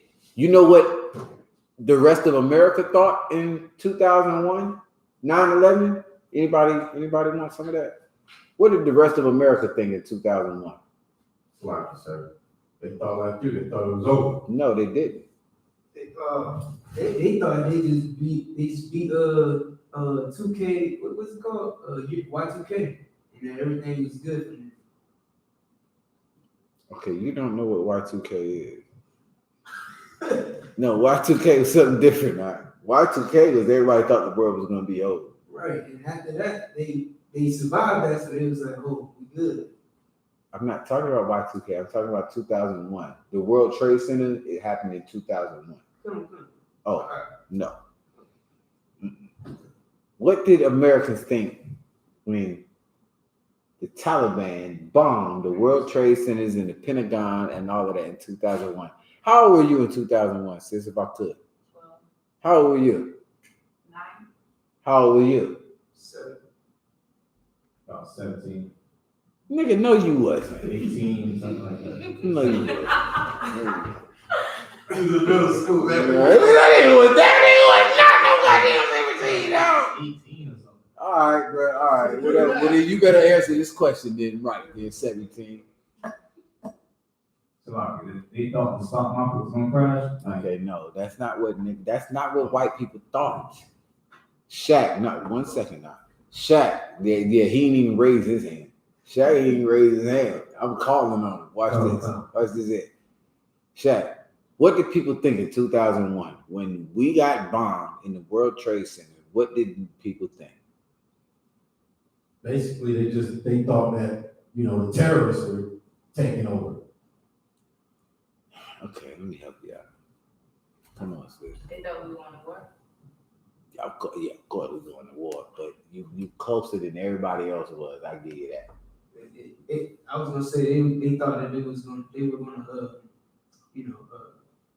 they basically what she said, but they thought that it was about to go down. This war, this is the Nah, bruh, listen, this is what I'm saying. Like I'm thankful that I was in the truth at the time, but here's what you gotta think. Like I could have gave it to you. I was gonna give it to you.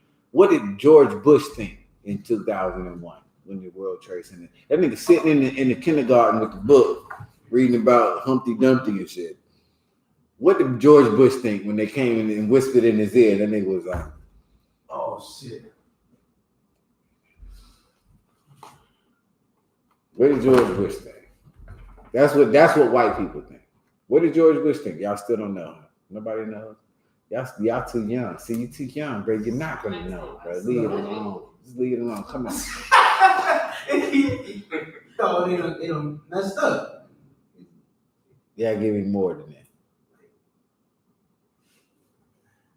Like he thought like, okay, it's time to represent. Like they don't mess with the wrong ones. Yeah, that's yeah. I mean, you're getting much closer. Like, yeah, nigga, like, okay, so what? We're gonna beat their ass. You know what I'm saying? They didn't think that it was over. They didn't think that it was like, oh my God. Bush was like, shh. What is that? Nigga try to steal order. I try to get y'all past. We gonna go in here and we gonna show you what it's really about. What did Bush call that operation? Desert Storm. No, brother. Your history is Desert Storm was like 20 years before that. I got it. Look it up. Put it in your Google machine. Shock and awe. Oh, That's what Bush called it. Bush said, okay, no problem. Y'all niggas gonna hit us? I'll hit you with that shock and awe. Everybody gonna be sitting back. Oh my God. And be like, oh, these niggas is amazing. You know what I mean? They never thought of it like that. They never thought of it to where, you know what I'm saying, we are done, you know what I'm saying, like we reading Revelation, niggas is like, oh snap. It's over. It's over. For Bush, it was like, nigga, that's nothing. That's all you got? Shh. Watch what we come with. Niggas blew they self up in. All right, dog. Playing, nigga. All right, nigga. You know what we got? Go ahead. Shock and awe. Yeah, listen, I know. I was there. I remember. It said, technically known as rapid dominance. He was going to make sure. Bush, his brother said known as, what is it? Technically known as rapid dominance. Rapid dominance. I'm going to let you know real quick that we run shit. You understand? That was Bush's, that's why niggas loved Bush. Bush got 2 terms, didn't he? Yes, sir. You want to know why? Read it again. Shock and awe. Nigga, that nigga was hardcore. He was shit. Nigga, you gotta respect that. Go ahead. It's a tactic based on the use of overwhelming power. Of what? Overwhelming. Of what? Overwhelming power. Nigga was not playing. We watched. He is just overboard. It was personal with Bush. With Bush, it was like, nigga, these niggas tried my daddy. It's my time matter. Right now, that nigga went in and shocked and awed everybody. He was like waterboarding. Nigga, they got Geneva conventions because of this dumbass Texan. He was so stupid. That nigga was about the business. You understand? And they reacted because it's what was needed at the time. It's like Trump. It's what we needed. Well, guess what? For us, it's the U.P.K, nigga. It's what's needed. We need somebody who's not no bitch. We need to listen. My children and my wife and my father and my mother and my uncles and aunties. I'm gonna shock and awe everybody about how I changed my life. You understand? Well, Bush did the same thing for America. He let Americans know that he was like the beginning of it. Y'all looking at Bush like a whole nigga. After Bush, it was Obama. They kind of do the alternating thing, right? You got Bush, rough. He shocked and awed the hell out of everybody for 8 years, so damn near a decade. Here come Obama for a decade and make everybody feel like everything is sweet. After him, you get Trump. Everybody is just, they racist as they want to be. Now you get Biden's, decrepit, senile ass. You know what I'm saying? Y'all know what's coming next. Hope you know. You know what I'm saying? It's no different for us because we serve the Most High. You know what I'm saying? You should be separating yourself from this place. You understand? But shock and all that happened with Bush, bruh, it brought all of his people together. They was like, man, he is a strong leader. He's dumb as hell, but he's a strong leader. Nigga, Trump has been out of office for a year. Do you know people still want Trump back? Niggas is trying to get Trump right now to come back next year. They want to impeach Biden. Here's the point. You need a strong leader, man. We got it in our kingdom, in Yahawashi. We got it with Commander GEN.YAHANNA. We got it with the brothers that are in all these different zones. You know what I'm saying? Heading up, the schools and bringing them up, just like Paul, just like Stephen, just like this, that, and the third. Here's what you got to understand.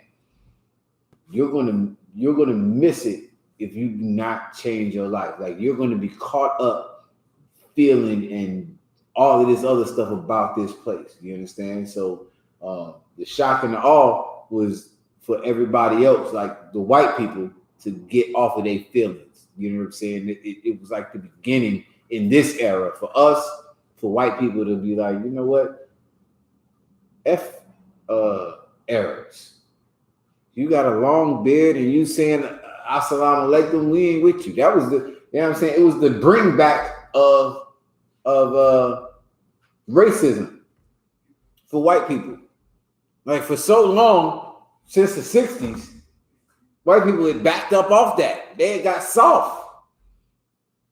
Well, guess what? Bush was like, nah, F that, I'm from Texas.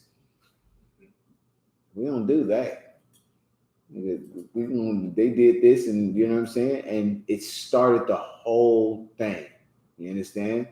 So now you got the shock and the awe. And the shock and the awe is what, you know what I'm saying? An overwhelming force against these people who are not us. They ain't with America. F it. Go ahead.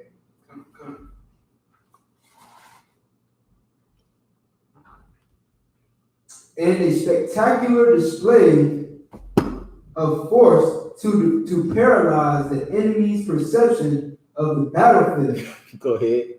And destroy their will to fight. And what? Destroy their will to fight. It's so strong. You understand? Well, that's what it is. You know what I'm saying? Like I've dealt with this the years that I've been in the truth. Our will to keep the law, statutes, and commandments. You know what I'm saying? Listen, nobody even want to come against me no more. I'm mean. I'm an asshole. I'm the worst person in the world. My mama she don't even mess with me no more. My uncles, my brothers, nobody mess with me. You understand? Like at the end of the day, it's shock and awe. Like you just changed in like an hour, nigga. Like it just happened. You know what I'm saying? Well, it's what it should be. It's what Blacks, Hispanics, and Native Indians need. We all need to come into the truth the same way that Bush brought his people into, you know, where they need to. You understand? That's what it is. So shock and awe, done. Where we at? Where was we at in the scripture? Was that in on it? You good, right? Where we at in the scripture? Come on. So we're at Revelation chapter 18, and we went back up to verse 21. Went back up. Okay. Yeah, we done. We done with that. Done with that. Come on. I got Zechariah chapter 14, verse 12. That's the precept. Yep. And this shall be the plague wherewith the Most High will smite all the people that have fought against Jerusalem. Their flesh shall consume away while they stand upon their feet, and their eyes shall consume away in their holes, and their tongue shall consume away in their mouth. And it shall come to pass in that day that a great tumult from the Most High shall be among them, and they shall lay hold every one on the hand of his neighbor, and his hand shall rise up against the hand of his neighbor. Shocking all. Right? Like, and that one, where was that at? Zechariah chapter 14. Zechariah chapter 14. Okay, come back. I got a bunch of the fourth mention the things about to happen, but Jeremiah chapter 16, 14. That's a good one. Just put that in. You gotta put that in your precepts. Matter of fact, we can go there. It's a precept for the reward her double, right? So all of these things that's happening, like the brother just read, the Lord is setting us up. He's making sure that, you know, we come back to serving him. Like if you don't want to be down with America, listen, you can get down with the Taliban. They'll tap your phone, they'll whatever else, you know what I'm saying? You're, you know, back in the day, what was the communist? Everybody thought you was a communist. They would you with the Russians if you're not down with us. Well, the Lord is the same way. Like, you're gonna have to change your life. You're gonna have to come back to these laws, statutes, and commandments. You're gonna have to come out of this place. Otherwise, you are going to be just what the brother read. Read it one more time. Zechariah, what? Where we at? Zechariah chapter 14, verse 12. Mm-hmm.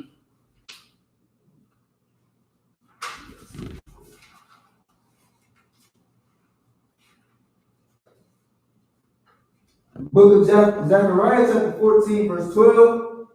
And this shall be the plague wherewith the Most High will smite all the people that have fought against Jerusalem. Right, like this is what we read in the beginning in Revelations, right? Like, you know, come out of her, my people, that you be not partakers of her sins or receive any of her plague. Wherewith the Most High will smite all. This is the plague wherewith all of the people. Go ahead. That have fought against Jerusalem. Nigga, if you against blacks, Hispanics, and Native Indians, if you against the people that serve the Most High, this is the plague. This is what America is. This is what Babylon is. These are the people that are against black people, Hispanic people, and Native Indians. And if you are in their military, if you're in their, you know, religions or their philosophies, you are partakers of their sins. You are going to receive of their plague. And read it one more time. And this shall be the plague wherewith the Most High all the people that have fought against Jerusalem. Their flesh shall consume away while they stand upon their feet. You don't want that, man. That's the Third World War. That's thermonuclear warfare. Their what? Their flesh shall consume away while they stand upon their feet. You're going to be at the Starbucks and your flesh is going to be so hot that your flesh will what? Consume away while they stand upon their feet. While you're standing there. In other words, you don't have time to fall down and die and lay down. It's going to be so hot that your flesh will consume away on your bones while you're standing in the line. It's just, like I said, I always think about that bomb when it hit and then it spread out. The niggas that was bubbled up, they was way 1,000,000 miles away. Niggas still bubbled the fuck up. Nigga, if you anywhere in the zone, your flesh will consume away while you stand on your feet. Go ahead. And their eyes shall consume away in their holes. You get that. Your eye is just flesh. It's just a little something. It's just before your bones get broke down. The soft stuff, the flesh, which is your eye. You will be standing there with a skeleton skull with no eyeballs. Go ahead. And their tongue shall consume away in their mouth. Go ahead.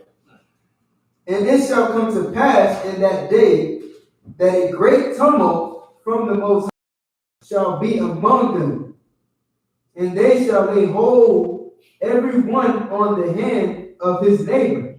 So if you was afar off, let's say if you wasn't in the blast zone, all right? Give me tumult real quick, Shirazazai. All right, so they are going to lay hand on their neighbor and what? And his hand shall rise up against the hand of his neighbor. And Judah also shall fight at Jerusalem. Right, so listen, it's going to be this whole, like, okay, if you could think about, like, everybody always gives this scenario, if y'all niggas watch YouTube, about like the preppers, things like that. What do preppers always prep for? Destruction. You're gonna need the mic.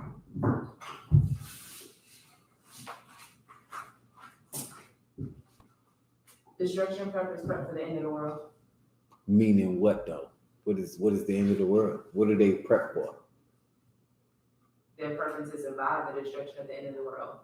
What is the end of the world then? They all have different perspectives. Give me one. I've seen some of them believe destruction is going, the end of the world is going to come by a volcano explosion. Okay, never seen that one.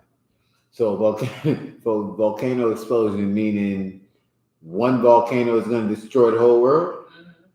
What volcano is this? Some white lady said it, sir. Can you give me one? Okay, I need one that's more viable, like to the destruction. World War III. Okay, meaning what? So if I recall correctly, it was saying that like all the nations were gonna attack Israel. Okay, then what's going to happen once they attack Israel? Like, I mean, okay. What is the end? Like when I say preppers, y'all know what preppers are, right? Concept. What are preppers? So these are like these, some of them, I want to say most of them are conspiracy theorists, in my opinion.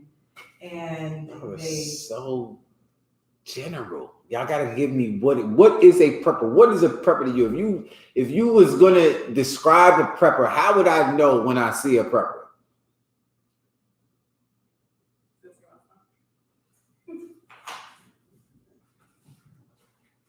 Mannerisms, maybe the things that they have around their home. Like Still so y'all just won't say it. Why don't you just say it? I was gonna say that. A bunker, maybe an RV, you'll see them loading up on gas or firearms. I've seen some where they get with other people in their community to say if something happens in my house, I can come to your house with my family, or you know, they just put things in place. Absolutely. In preparation of some type of, I guess, destruction. Okay, so now that's absolutely right. So why would they do that? They're trying to survive whatever destruction is to come. Okay, so the destruction comes, and what are I want to let the brothers. Okay, but the sister said they are prepared to survive any destruction that comes. Right, everything is done or whatever. What are they prepping for? Why do they have all this gas? Why do they have what did y'all say? Gas, bunkers. Why do they have the bunker? To hide. Hide from what? From the destruction. Come on. Nuclear bombs. Okay. They're prepping for the apocalypse. Or so they say. Man, my people, bro, I love the hell out of y'all. We are not prepared for nothing. I'm telling you, we are not. Y'all are so nice. Like, that's what our people, man, they talk about us all the time. We ain't prepared for nothing. How y'all talk? Boy, what are you preparing for? Nigga said a bomb. No, that's not what they're preparing for. What? That's what they believe they're preparing for. No, it's not. I'm trying to tell you.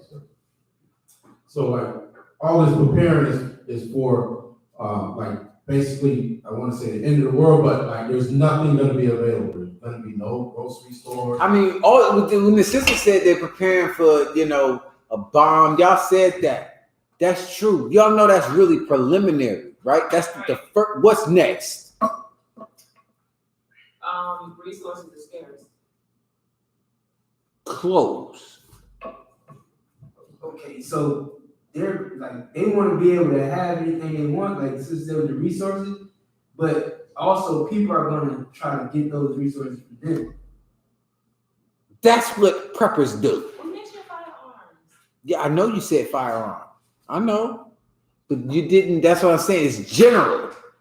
Firearms and this and that and the third. What they're preparing for, what preppers prepare for, y'all know the zombie movies.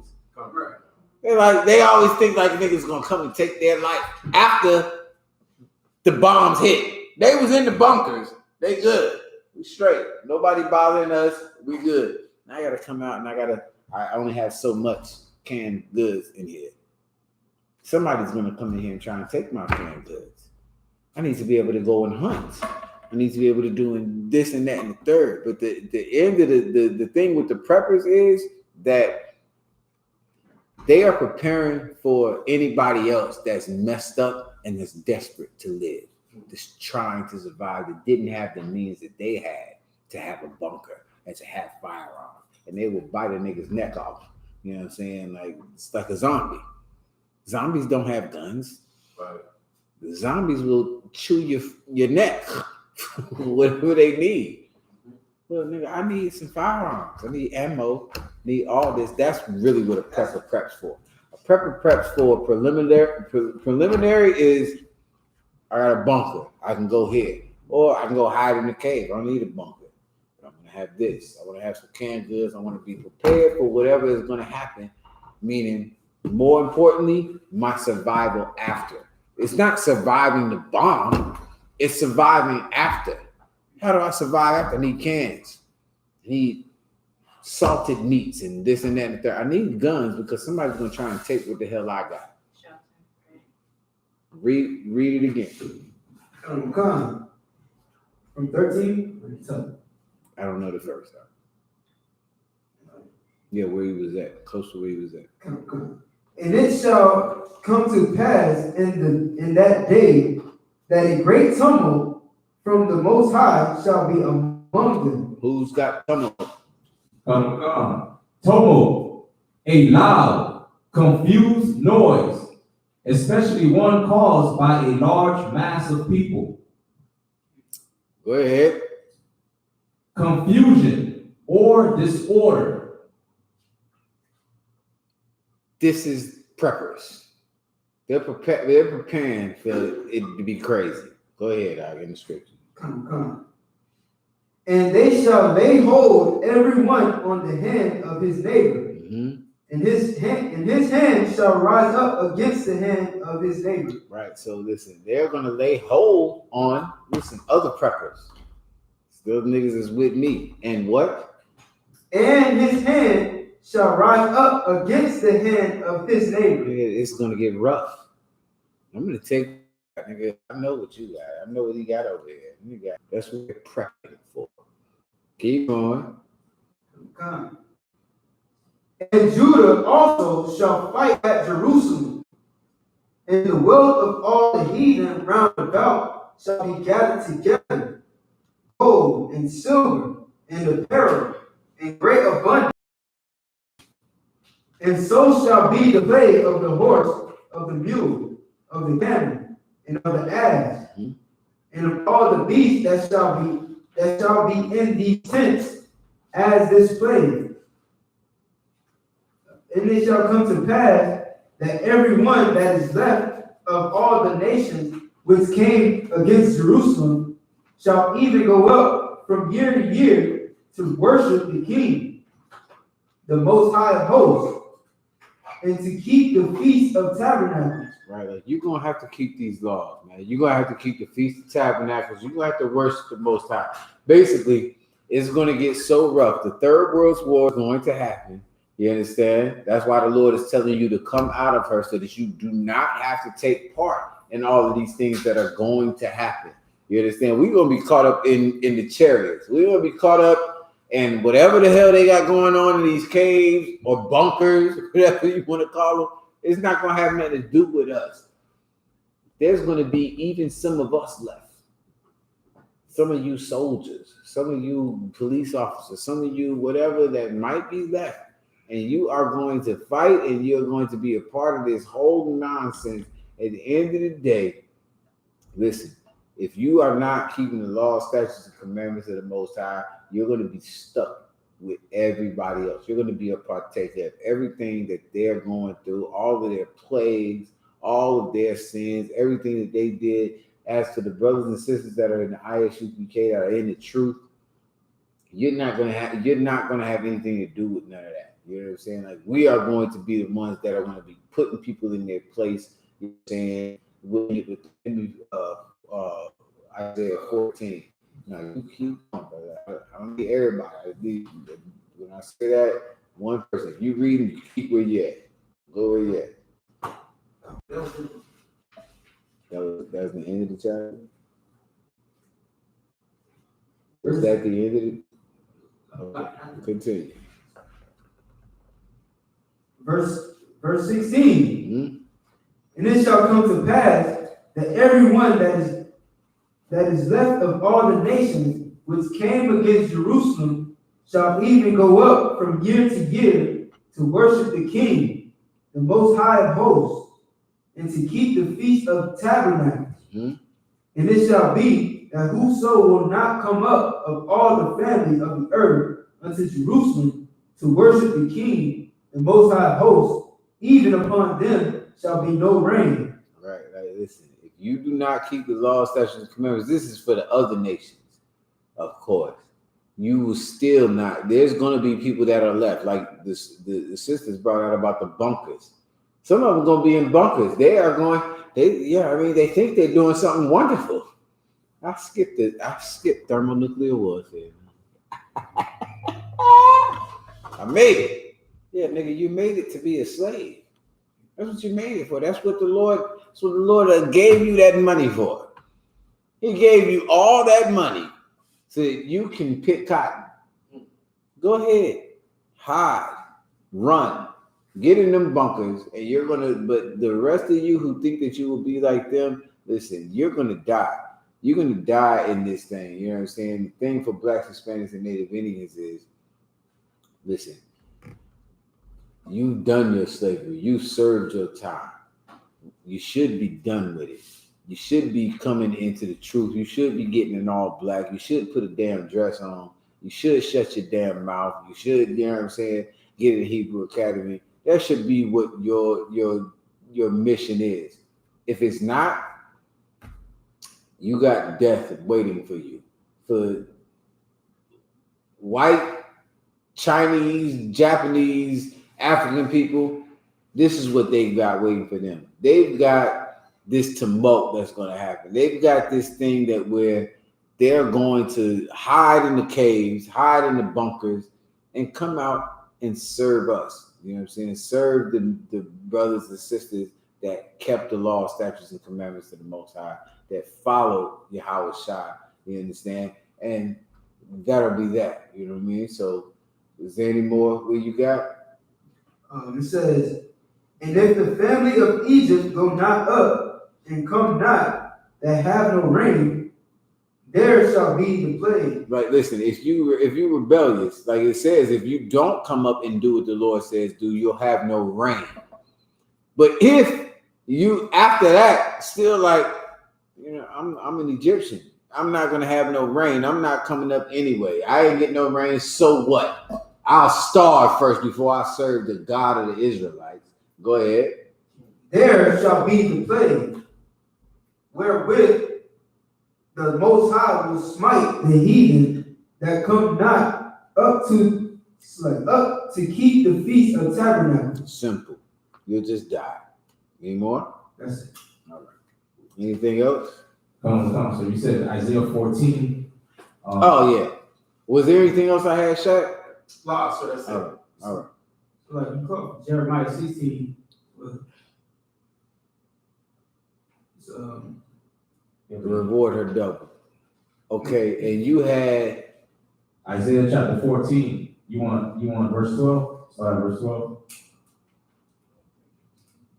Verse 1 is put them in their place. Okay, give me yours first, Itazab, and then we'll end with Isaiah. The book of Jeremiah, chapter 16, verse 16. Behold, I will send for many fishers, saith the Most High, and they shall fish them. And after will I send for many hunters, and they shall hunt them from every mountain. This is what you got. Black, Hispanic, and Native Indian brothers and sisters. The Lord is sending in the I.S.U.P.K. He's sending fishers. This is what this class is about. This is what us being on the street is about. For the Lord giving you the opportunity to change your life, to stop doing whatever it is you're doing, to come in here, love and serve your brothers and sisters. That's it. You understand? Read it one more time. Behold, I will send for many fishers, saith the Most High. Look, check this out. That's what behold is. You know what I'm saying? That's how I always look at it. You know what I'm saying? Check this out. I'm going to send for many fishers. And what? And they shall fish them. And we're going to get the ones that want to be caught. You understand? Like the fish that want to be caught, the fish that want to do their job. What is a fish job? Nigga, to be ate. Nigga, this is your job to come in here and serve the man of the Lord. You understand? Christ was a fisherman. He fished. Niggas that, you know what I'm saying? Fish that got caught by Christ. Nigga, that was it. You know what I'm saying? You did your job. You fed Yahweh. He fed 5,000 with 5 fish and 2 loaves of bread. I believe I'm saying it right. I always mix it up. I mess it up all the time. I believe it's 5 fish, 2 loaves, right? Christ is a fisherman. He told Peter, nigga, I'll make you fishers of men. This is the same thing. This is what it's saying. Read it one more time. Behold, I will send for many fishers, saith the Most High, and they shall fish them. And after will I send for many hunters, and they shall hunt them from every mountain. Here's the difference. Fishing is, I'm just putting it out there. If you want it, you want this truth, you can come and get it. The other side of that coin is, I'm a hunter. Hunter, of course the deer don't want to get caught. There's no bait. There's nothing for him to come and get. If he saw you, if he saw the glint of your rifle scope, he would run the other way. But I'm coming to get you because you don't know that you're supposed to be my prey. You are trying to be anything but my prey. I put bait out there and you come and get it like, a dumbass fish. You understand? So I'm going to send for fishers. I'm going to get the ones that want to be in the truth. And then after that, I'm going to send for the hunters. We just read it before, like even the other nations, they're going to come up from year to year to keep the high holy days. Those of you that don't want to do it, you Christians, you Muslims, you Catholics, the Lord is going to send hunters after you. Keep going. Okay. And they shall hunt them from every mountain and from every hill. From every mountain and every hill. From whatever government, whatever philosophy, from whatever religion that you're in, you're going to be found out. You understand? You can't hide precept. I'm gonna wait for a brother online. I got, I think I expect when I'm, you OGs to come up in here now. Y'all don't know that? Nobody knows that one? I'm gonna wait. I'm gonna give y'all like 35 seconds, man. Rakabia, goddamn Kazak, Tawashab, y'all niggas better come up on this one. Right here. You understand? Read it one more time. And they shall hunt them from every mountain and from every hill, and out of the holes of the rocks. Okay, so they shall hunt them from every mountain and from every hill. Come on. The book of Jeremiah, chapter 49 and 10.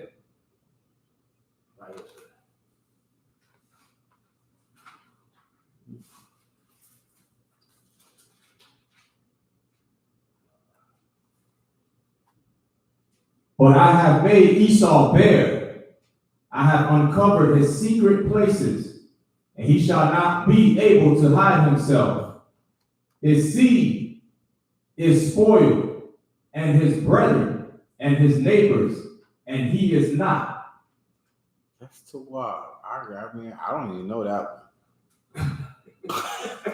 That's too wild. I cannot hold you on that one, brother. It is there. Where is that? The book of Jeremiah, chapter 49 and verse 10. Read it one more time.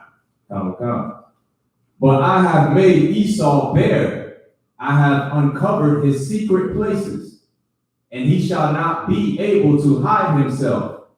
His seed is spoiled, and his brethren and his neighbors, and he is not. Okay, that's good. It has nothing to do with us, but it's on the same vibe. It's on the same spirit. The one I'm thinking of is in Genesis.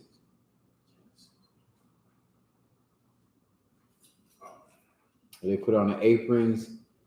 Give me I believe it's like Genesis 3.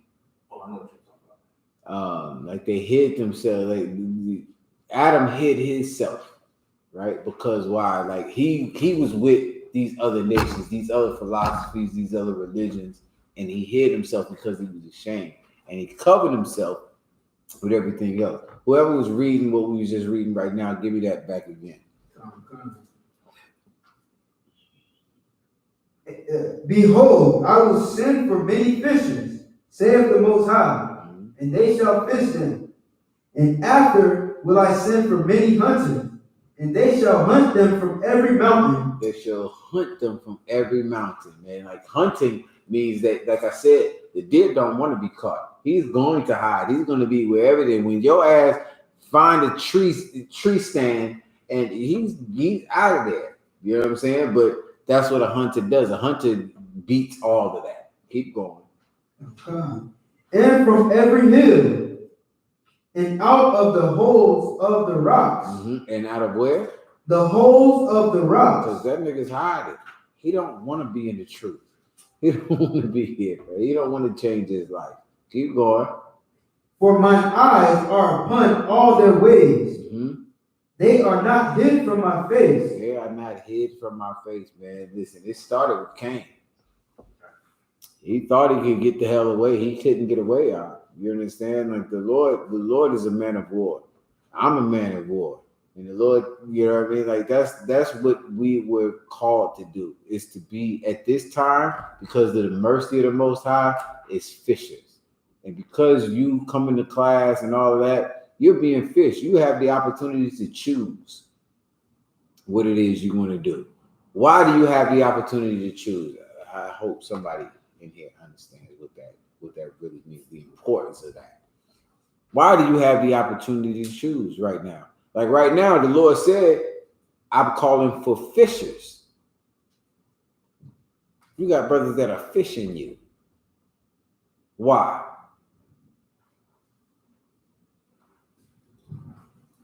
Because now you can get mercy. Whereas after, when the mercy is gone, you know,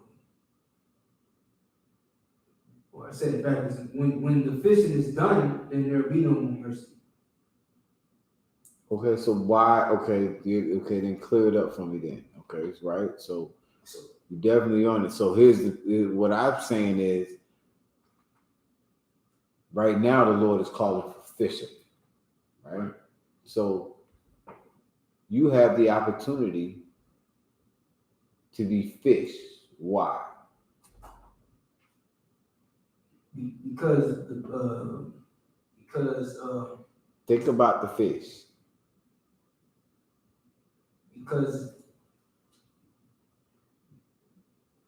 it's what you were made to do. Like this is like you given the opportunity to be be what you're supposed to be.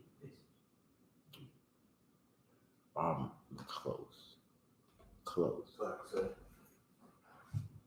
Because you can get eaten up. No.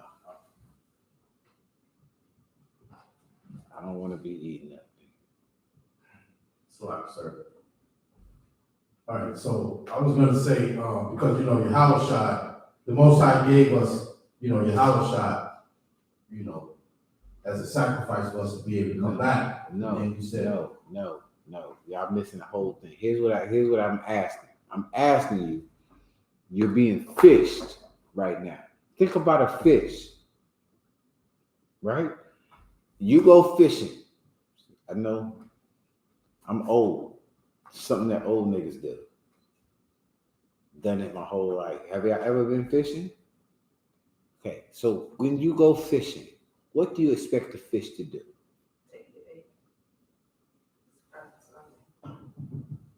You expect the fish to take the bait that you throw out? Why? Why do I expect them to take it?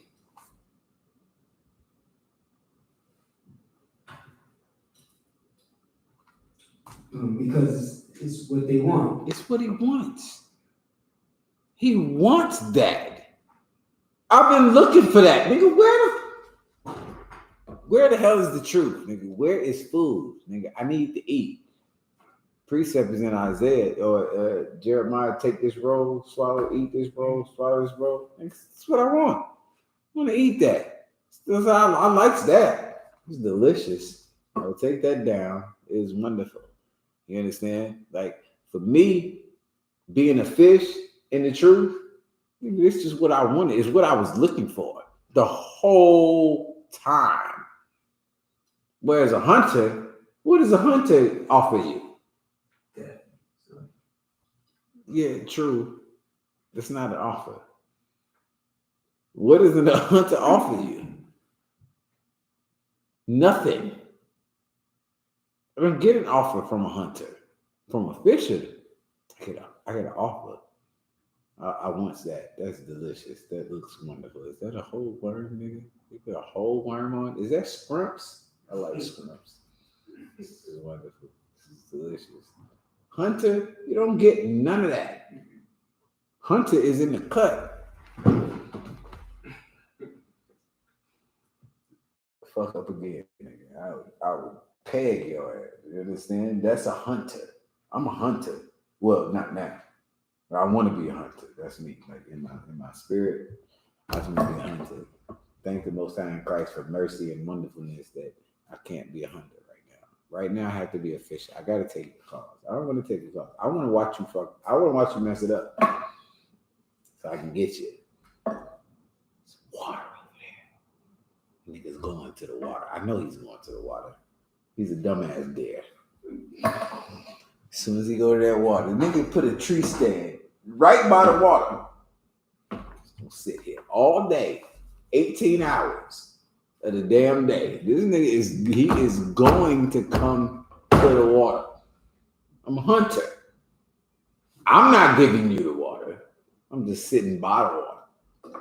I know that's what you want. You want Christianity. You want a whore. You want this. I'm gonna wait until you go get that whore. I'm gonna go wait until you go get Christianity, and I'm gonna pop your ass. That's what I'm gonna do. I'm gonna be I'm a hunter. That's in my blood. I can't wait, nigga. I cannot wait. Read one more time. Nigga. I'm popping, nigga. I'm fucking nigga up, Sharp. I'm fucking nigga up. So lock it. Once I get the order, I gotta wait for the order. Right now, I just gotta fish. I gotta wait for you. You know what I'm saying? All right, nigga. This is 1628. All right. Bring your ass on, nigga. All right, cool. You made it. You made it. Good for you. Nigga. Get in the bucket. You know what I'm saying? You sit over here in the bucket. Everybody else is not in the bucket. They're getting lit up. You know why? Because they just, they a dumbass deer. They're going to listen to anything. They're going to take anything. A fish know what the hell they want. Fish coming to get what they want. Nigga, I want this. Nigga, they ain't going for what they need. Nigga want what I want what I want. Nigga full. Nigga whole full. Nigga, some fish, you know what the best fish you catch, the biggest fish you catch, anybody know? It's a bass, right? Yeah, but I'm saying the biggest bass you can catch. When do you catch it? When do you catch a good fish? Anybody know? Early. True, early in the morning. But it's where you put it. Like, ever hear somebody say like a honey hole? Mm-hmm. Okay, the honey hole is there's a certain place where they be at. Like, we go to camp, certain places that we go to, it's a honey hole. And nowhere it's at. Nigga, y'all just getting off work. Y'all miserable as you could possibly be. Well, when you go fishing, even if you're in a boat or if you're on the dock or on the shore, the best place to find a fish is a fish that's hungry. A fish that's hungry is cool, but you have to know when they're hungry. How do I know when the fish is hungry? You know what else a fish hits on your bait? Anybody know? Do you know like what else a fish hits on? Like if like what you're gonna have a fish hit your line for is you got bait.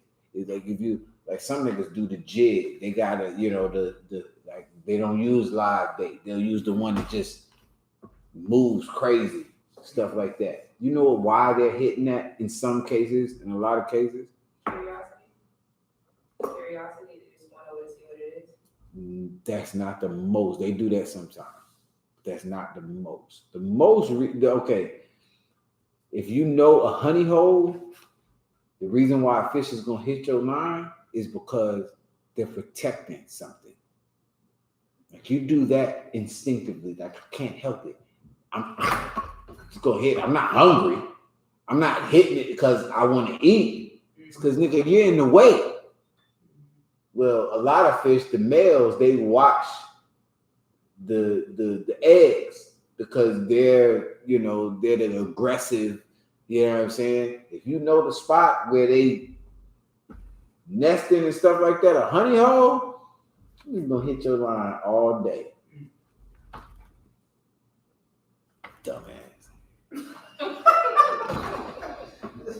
Really, your ass on in. So that's the whole thing. Like right now, we're just fishermen, man. We're gonna help the brothers and sisters that don't know what they're supposed to do. We're gonna help the brothers that do know what they're supposed to do. And the brothers and sisters that are against the Most High and are against keeping the laws, nigga, if you don't hurry up and realize what it is, we're gonna be hunting you because you don't know.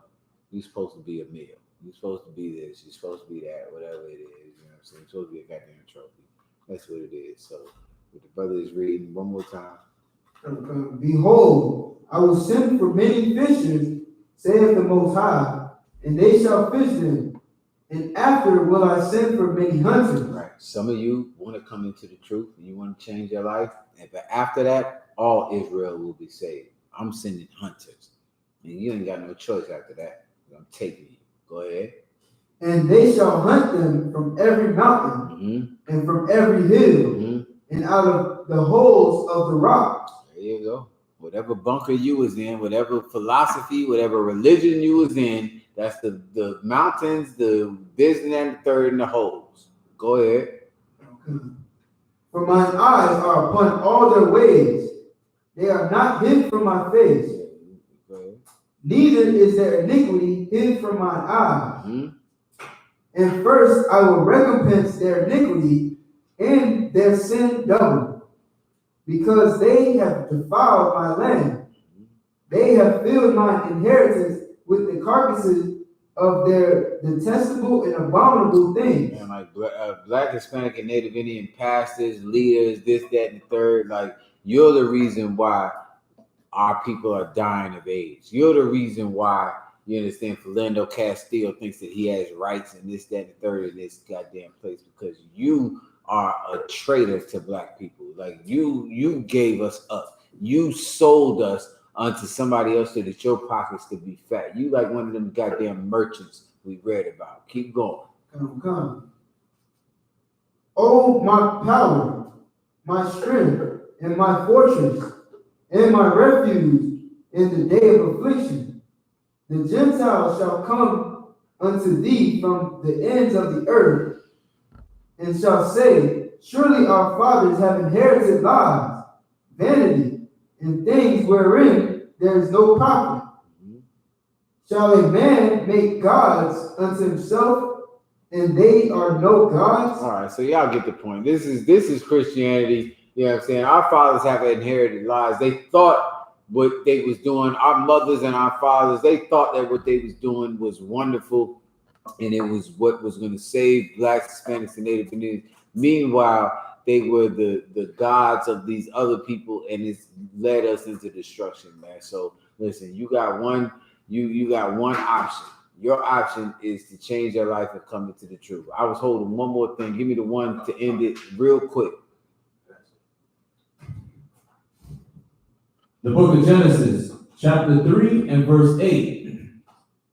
And they heard the voice of the Most High Power, walking in the garden in the cool of the day. Right, this is in the Garden of Eden. Adam and Eve, it says they heard the voice of the Most High walking in the garden in the cool of the day. So the best way that you could think of it, they don't hear a voice walking. I always think of it like they walking and they something came to them. Like you ever did something you knew you wasn't supposed to do, and then while you're doing something else that you're doing, it come back to you. That's how I always think it is. Like this to me is like a brother and a sister. They walking in the garden in the cool of the day, and they heard the voice of the Lord. You understand? Like it's them. The Lord's voice ain't walking. They're walking. They doing whatever. In other words, they just doing whatever the hell they got to do or what they wanted to do, and their conscience messed with them. Go ahead. Come. And Adam and his wife hid themselves from the presence of the Most High Power Mm-hmm. amongst the trees of the garden. Right. So basically, I've seen this. You know what I'm saying? I've done it myself. When I first came to the truth, you know what I'm saying? I was trying to come to the truth, and you hide yourself from the Most High. Meaning this. Anybody know? Does any of y'all know before I do it? Before I say it, you hide yourself from the Lord. We'll read it one more time. Come. And they heard the voice of the Most High Power walking in the garden in the cool of the day. And Adam and his wife hid themselves from the presence. How the hell can you hide yourself from the presence of the Lord? Sir. By convincing yourself what you're doing right, by taking on some kind of philosophy of something. You getting into something where somebody's telling you, yeah, it's okay, you can smoke weed, or yeah, you can be gay, like the Christian church, and then you go ahead and get into that, and you convince yourself. You are confusing the shit out of me right now. How do you hide yourself? This is my question. How do you hide yourself from the presence of the Lord? Come. Give it to me so I can understand. Basically, don't do that. Come. Basically, you hide yourself from the Lord by joining yourself to another philosophy.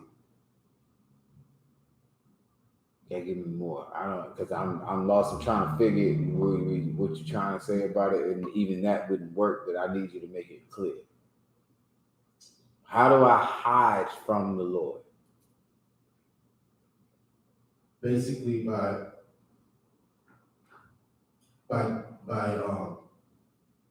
taking on I'm gonna say the same thing. Come on, sis. Sis had her hand up first. Man. Give it a mic, Isupk.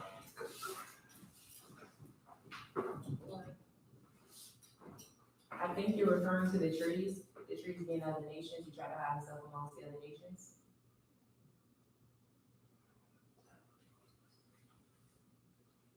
It's okay.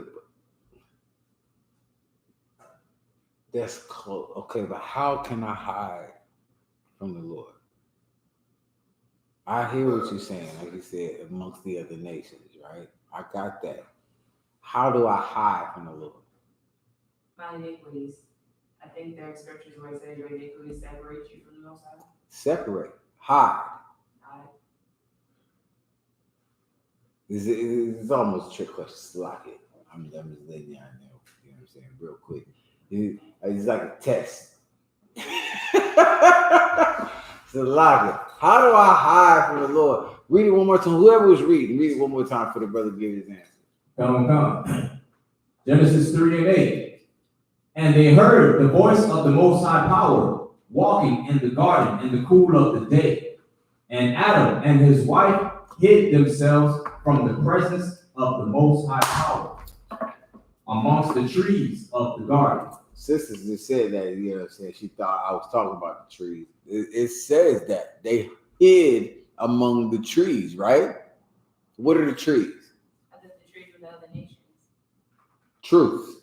Trees are the other nations, right?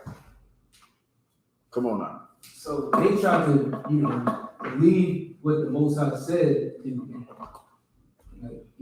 basically stop keeping the law, statutes, and commandments. Okay. Anybody else? But if I wanted to ask him. Oh, what did you? I didn't stop you. Oh, okay. Well, but I was gonna say because you can't really hide from the Most High. This is the point. How the hell are you gonna hide from the Lord? Who can hide from the Lord? This doesn't make it. See what I'm saying? See, your spirit is something, man. You know what I'm saying? Like I said, it's like a trick question, but it was like you already know what it is, but y'all are scared to say what is. Niggas want to be. Y'all niggas want to be deep. Like I'm so scholarly, okay, wonderful. I got everything, but here's what you don't understand about you. What's so wonderful about you? It's something wonderful about being Black, Hispanic, and Native Indian, and wanting to serve the Most High. Like, there's something in you that it's always there. It's there, nigga. You know what it is. It's in the scripture. You didn't know it. I can't prove it yet. You come into the truth and you be like, God damn, I thought that shit all my fucking life. All my life I thought that. I thought that all the time. But you couldn't say it. Well, in the truth, in these classes, you can say anything. You can ask whatever question it is you want to ask. It's a beautiful thing. That's why I love. It's what I love about the truth. What the brother just said was absolutely correct. I mean, how can you hide from the Lord? Who thinks that they can do that? Adam and Eve thought that. Creflo Dollar thinks that. Whoever, I don't know. If you think that, you're an idiot. You can't hide from the Lord. How can you hide? Read it again. Come. Genesis chapter 3 and verse 8. And they heard the voice. And listen, here's the thing. What makes how did you get there? For me to even say something like that. Like, nigga, I'm high, nigga. Like, you know what I'm saying? And then, like, even for us, you don't even consider it. Like, you don't know the power that you serve. Adam and Eve didn't know the power that they serve. Christians don't know the power that they claim to serve. Fake ass Israelite groups don't know the power that they serve. Niggas that insist that come into the truth, they really don't understand. This is what these classes are for. I don't understand how niggas don't have questions. You know, cool, no problem. I'll be here when you figure out that you're stupid as hell. I'll be right here. I'll be here to answer the question. You can't hide from the Lord. Read it one more time. Come. And they heard the voice of the Most High Power walking in the garden in the cool of the day. Like they knew what they were supposed to do. They heard it. They was like, God, man, this is messing with me. I know I shouldn't be doing this. I shouldn't have did that. I know I shouldn't have did that. There's nobody to tell me that I shouldn't have did that. They ain't got no officer, no captain, no general over them to tell. It was Adam.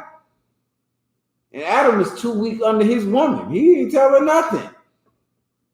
But nigga, they knew it. They heard the voice of the Lord walking in the garden. Go ahead. Come. And Adam and his wife hid themselves from the presence of the Most High Power. In other words, you hiding yourself from the presence of the Most High Power, like the sister said about amongst the trees. You know what? I ain't in the truth no more. I'm leaving the truth. I'm just gonna be a Muslim. I like purple now. Purple is wonderful and it's great. You know what I'm saying? I'm gonna be over here. You understand? At the end of the day, you can't hide yourself from the Most High. The Most High knows you. He knows what you did. He knows what you didn't do. You know what the truth is, but you want to hide over here? You think Nasty Nate don't know what the truth is? You think Tahar and what's the brother that passed? Tazadak. You think these niggas don't know what it is? They know. But they trying to hide. You can't hide, nigga. Where are you gonna go? It's the truth. Where are you gonna go? You can act like it if you want to. You can act like you don't know. You can act like you think it's something else. Nigga, you goddamn know. You know. Now, there are certain brothers and sisters that they, bamboozle and hoodwink that they might not know. And they can come over here. We make it available. Put on all black. Shut your damn mouth. Put a dress on. No problem. You come over here. You gotta be stupid. But you know that this is where it's at. You know this is the home of the truth. You know that. Go ahead. Come.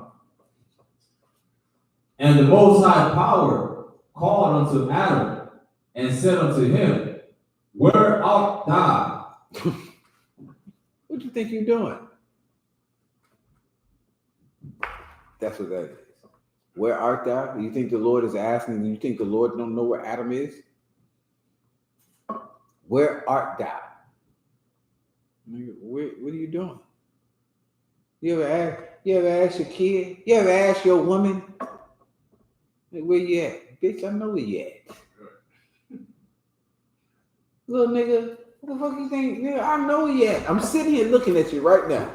Where you at? Oh, I'm at my nigga. You nigga, no, you're not.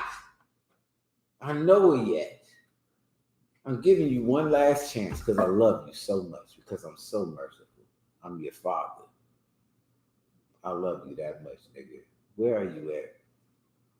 Oh yeah, Dad, I'm over here. Goddamn, I got a horrible son. My daughter is a whore. Goddamn, the fuck am I doing here? My wife is a whore. What the hell? Where are you at? Read it again. Oh God. And the Most High Power called unto Adam and said unto him, Where art thou? My son is a whore. Go ahead. And he said, I heard thy voice in the garden, and I was afraid. Okay, well, Adam a real nigga. Adam was a real nigga. I hope my kids is like that. Nigga, okay, I was afraid, my nigga. It's a lot. My bad. I knew you knew. God damn it. I heard your voice. Go ahead. And I was afraid because I was naked. Because I messed up. That's what that naked means. Because I effed up. I knew it. I knew what I was doing was wrong. I know what I'm supposed to do, and I didn't do it. And I thought I could hide. I thought I could. Nigga, that was dumb.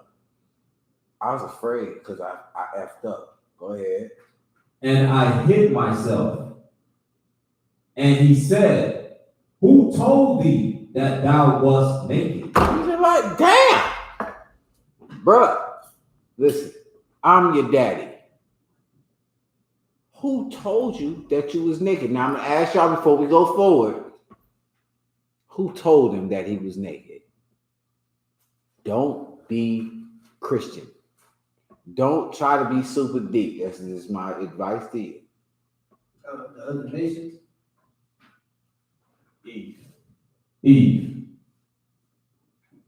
A little bit closer. Yeah, you don't even want it now. He's like, fuck. You know, but listen, I was gonna say, like, he told us something. Right, it's me, nigga. I know what it is. I already knew that. He told me what I'm supposed to do, what I'm not supposed to do. Nigga, who told you that? Nigga, for real? I knew that I was this, that, the third, da. Who told you that? Who told you you messed up? Who told you effed up? It was really me, nigga. Like, I already knew. Like, this ain't nigga. I don't ask y'all no questions that you shouldn't know. I already know you know the answer because I told you. I taught you. And I taught you well. I don't miss. Well, the Lord is asking Adam, like, nigga, read it one more time. Come. And he said, Who told thee that thou wast naked? Nigga knew he was naked. He knew he effed up. Naked meaning what? He was exposed, like he was going off. Sorry. He was ashamed. He was ashamed is better. True what you said, he was exposed. It's just so like, meaning he felt some type of way, like he knew he messed up. I was ashamed. I'm naked. I'm out here, nigga. You got me. That's what, when you think of naked, think of, nigga, you got me. Nigga walked in on you. He was lacking. I don't even know what that means. He was exposed, like, meaning he was embarrassed. Like, he felt like you caught me in my most vulnerable state. I have no covering. There's nothing for me to be like, oh, damn, hold up. You see me. You see me for what it is. This me. It's me. Like, when you say lacking, it's like you caught slipping. He was vulnerable. He was caught slipping. He was vulnerable. Vulnerable is better, but it's still like, it's just like, embarrassed is the best way that you can do it. Please don't do this. You understand? This is what I can tell everybody in the truth. This for every brother, every officer that I got. You know what I'm saying? I will tell you. What you think is cool and what, you know what I mean? Like, please don't do that shit out. You know what I'm saying? I try to make it as plain as I can to you. I don't want to, and if you're going to explain something to me as a Christian, I need to get it. I need to understand it. Nigga, vulnerable, nigga, I can take that in a ton of different ways. Niggas take what we say in the truth a ton of different ways. That's why we have breakdowns. You understand? You can't just, this is what it is. I'm going to break it all the way down to you. Why y'all think I'm so long-winded? Because I would never leave you like that. I would never say vulnerable. I would never say, nigga, I'm going to say embarrassed. You do not know what that means? Let me break down embarrassed. Embarrassed means, nigga, I will give it to you to the minute last atom.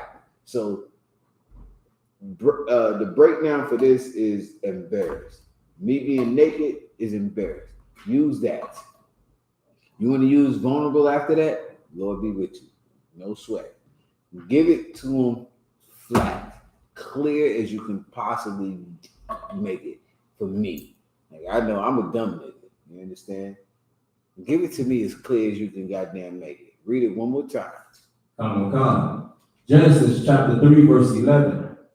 And he said, who told thee that thou wast naked? How do you know that the brother said before, I'm embarrassed? What did he say? What did he say?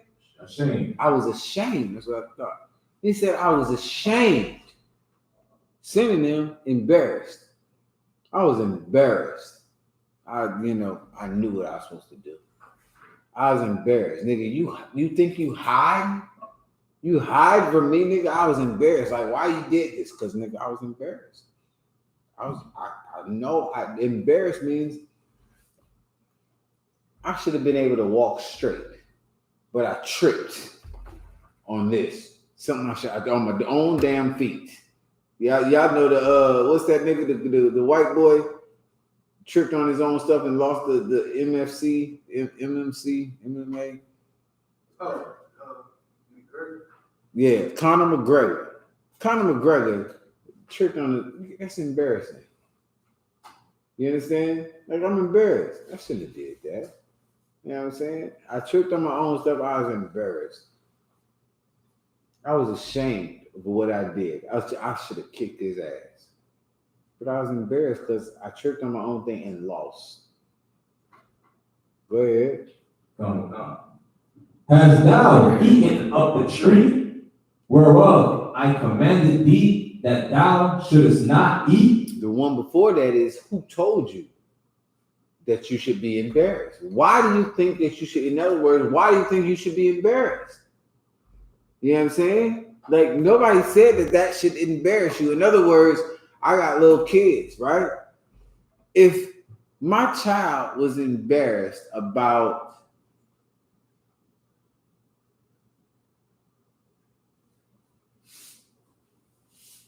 wearing Pro Wings or wearing some, you know what I'm saying, some generic, who told you that that's bad? Why do you think that somebody taught me that? Somebody taught me that this is not the one that you should be wearing. You understand? Like, you shouldn't be wearing Pro Wings. You should be wearing Nikes and Reeboks and whatever. Okay, cool. All right, read that last verse one more time. Come. And he said, who told thee that thou wast naked? Hast thou eaten of the tree whereof I commanded thee that thou shouldest not eat? Right. So when it says thou hast eaten of the tree, which I said that thou shalt not eat. If y'all can break this, y'all can explain this to me. Yeah, nigga, I'm not teaching no more classes in Florida. I mean, I'll teach Monday. No more Wednesdays for me. Yeah, y'all gonna get Wednesdays. Who want Wednesday? Come get it.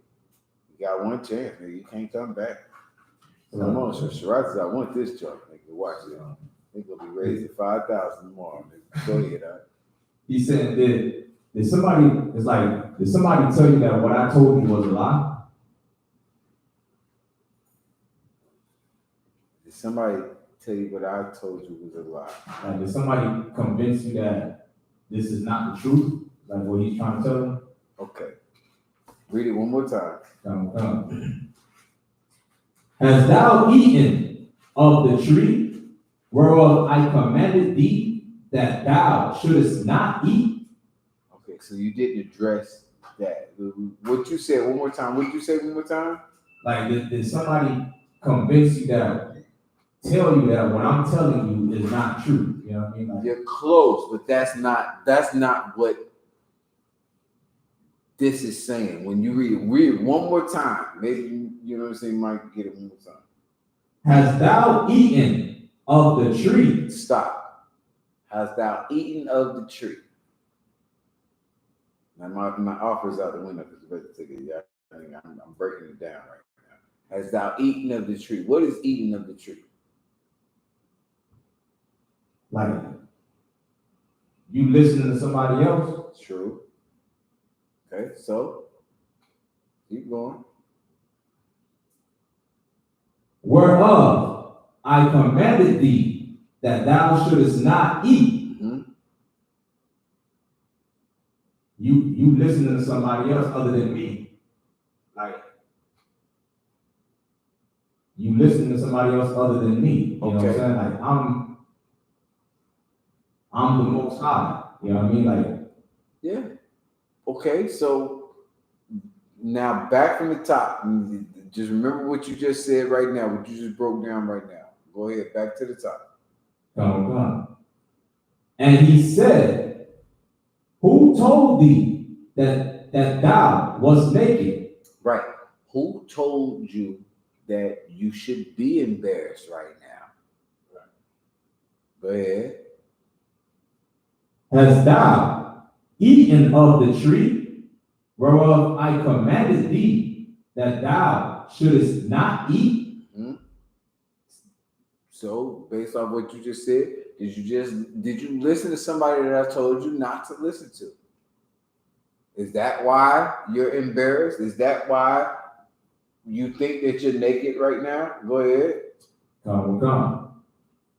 And the man said, the woman whom thou gavest to be with me, she gave me of the tree, and I did eat. Mm-hmm. And the Most High Power said unto the woman, what is this that thou hast done? Mm-hmm. And the woman said, the serpent beguiled me, and I did eat. Okay. So the eating that she did was she did listen to somebody else that was not the Most High. She followed somebody else. The Lord is asking Adam, did you do that? He was like, well, I did listen to this woman who she did this. She did all of that. You know what I'm saying? Like, I didn't, you know what I'm saying? Like, when we started off in the beginning, it was like, you know, come out of her, my people. It's really heavy because, like, even your wife, you know what I'm saying? Like, if you under her, if you in her, you will go against the Most High. You know what I'm saying? Come out of her, my people, that you be not partakers of her sins and do not get from her plagues. You know what I'm saying? This is not something necessarily just against the women. Like, it's something that it starts with us as men, and then it goes down to the sisters. Like, you cannot do something that you know you're not supposed to do. That brother knew he wasn't supposed to listen to other nations, but he could not fight against his woman. It messed him up, you know what I'm saying, because of his woman. He knew he shouldn't listen. He was hurt because he listened to his woman and he knew his woman was listening to somebody else, but it messed him up at the end of the day. You know what I'm saying? So it was the whole thing with this brother realizing that he was naked, seeing like, yo, I messed up. I know I messed up. Well, who told you that you messed up? Nobody told me. I knew I messed up. I knew I messed up because I wasn't supposed to listen to this woman. Now, what she said was what they said. And I knew I shouldn't have did that, but it was on I just listened to my woman thing. Like if it would have been Satan coming to Adam, Adam wouldn't have listened. He wouldn't have followed him. He wouldn't have been like, yo, I messed up. He wouldn't even follow that. He knew what he did, but he just followed because it was his woman. His woman liked this. This is what she wanted. She wanted it right now. Listen, you gotta get down, nigga. You know what I'm saying? At the end of the day, the Lord said it. He put Adam on the spot in order, basically, which with all of us, I faced it myself. I faced it myself. Like I had to say how shitty I was. Like I had to say it. Adam did it. He was like one of the first ones. Said like, I'm horrible. I know I'm horrible. I messed up. That was me. Well, who told you that you messed up? And I know I messed up. You know what I'm saying? And I ended up following my woman. What we just read right now, that's what Adam is saying. Who told you that you messed up? Did you eat from the tree? Nah, I ain't eat from the tree. I ain't deal with the other nations. What? That wasn't it. What I dealt with was this badass broad you gave me. She's so wonderful. She cooks. She sews. She says kind of the one kind, but you know what I'm saying? When she says some other stuff, I lose my mind. You know what I'm saying? I wasn't sure. You know what I'm saying? Well, who told you that you was naked? Nobody had to tell me. I knew I messed up. I messed the whole thing up. That's what happened. You understand? So it wasn't, you know what I'm saying? Read it one more time, and then I'm ending. I'm out of here. I always do this. I can't go over. I'm not going past 9 o'clock ever again from here on. That's my word. It's my word like I'm from New York, son. Go ahead. Genesis chapter 3, verse 11. And he said, who told thee that thou wast naked? Mm-hmm. Hast thou eaten of the tree whereof I commanded thee that thou shouldest not eat? Right. Don't deal with these other nations. Did you do that? Go ahead. And the man said, the woman whom thou gavest to be with me. No, wasn't that. I got the one you gave me to be a helpmeet. Supposed to be my wife. Supposed to be my ace, boom, boom. Supposed to be that. Read it again. And the man said, the woman whom thou gavest to be with me. Nigga thought he was clear. Go ahead. She gave me of the tree. No, it was her. I don't mess with these other nations. I hate the white man. The white man's the devil that the Bible speaks of. Nah, wasn't him. It was this black woman that I got. No, it was her. The woman that you gave me. She what? She gave me of the tree. Nigga, you have no brothers. I'm gonna tell y'all this right now. There's not a covering for you. If you that bitch ass nigga from a Christian church that thinks that your woman, because you're a bitch up under your woman, you understand? You don't have that. The woman that you gave me, no, I don't listen to other nations. No, I don't eat no pork, no crab, no shrimp and lobster. But your woman tell you this, that, and the third, and you hear it, brother, this is my advice to you. Fight her. Let her leave you. Nigga, let her sleep on the couch. Please, brother, for your sake and for your nation's sake. Nigga, you might have to sacrifice. It's the price of being a soldier. You might have to sacrifice somebody, and it might be that whore that you call a wife. It might be that. Read it one more time. And the man said, the woman whom thou gavest to be with me, she gave me of the tree. Listen, what is that nigga saying? Come on. It's her fault. Close. He's saying it's the most high fault. Yeah, that is it. He's trying to put it on the Lord, nigga. He like, read it again. He's trying to put it on the Lord. That's effed up, but this nigga's soft as hell. Like, nigga, not only is he, listen, he like, nigga, read it one more time. And the man said, the woman whom thou gavest to be with me. Whom what? Thou. Who what? Thou. Who what? Thou. Who's thou? What does thou mean in the Old English? You. Read it again. And the man said, the woman whom you gavest to be with me, she gave me of the tree. That shit passive aggressive as fuck. Nigga. Like I get night. Nigga soft as hell, and it's a lot of brothers that come to the I.S.U.P.K. Nigga, y'all soft as hell. You shouldn't lead a goddamn, I don't know, a Zoom meet. You shouldn't lead nothing. You shouldn't lead the line. You understand? The brother said, the woman whom thou gave to be, the Lord asked him straight up, yo, did you listen to these other nations that I told your dumb ass not to listen to? Oh no, nigga, I'm better than that. You ain't listen to other nations. But check this out though. Check me though. The woman that what's that? I don't even know. The woman that you gave to be with me, nigga. I'm just saying. You gave me that. You said I needed help me. I was good by myself. I could do bad all by myself. That bitch. The one you gave to be with me, she what? She gave me of the tree. Nigga, she did this shit. I'm putting it on you and her. Ain't nothing on me, nigga. Go ahead. And I did eat. Okay. I was a victim. I did. Okay. Nigga, is that my fault? No, you gave her to me. You gave her me. Nigga, and then this bitch, she so vindictive, dog. You don't know. You gave me the best box in the world. Nigga, I don't even know what to do with this thing. End of the day,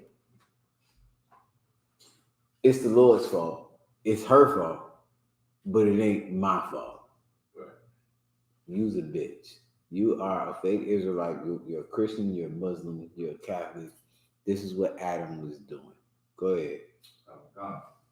And the Most High Power said unto the woman, what is this that thou hast done? Go ahead. Go ahead.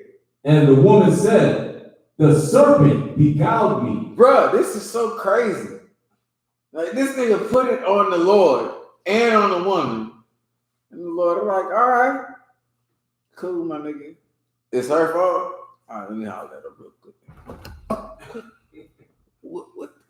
What did you do? Go ahead. Listen, and she took responsibility. It's so crazy. Bitch ass nigga. Go ahead. And the woman said, the serpent beguiled me. She putting it on somebody too, but she ain't putting it on the nigga. Like, that's a real one. I need me a Eve, nigga. I got me.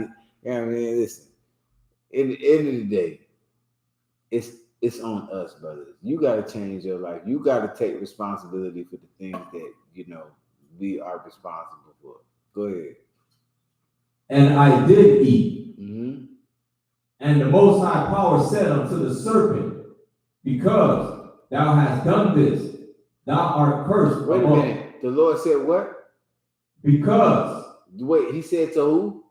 Unto the serpent. This is the point. Now, first, the man said, who was the head of everybody, nigga, that's your fault, Lord. That's the woman you gave me. Okay, I'm gonna holler at the woman. Woman, what's happening? You did this? Oh no, the serpent. Then the Lord goes to the serpent. Do y'all understand? Are y'all following the whole thing?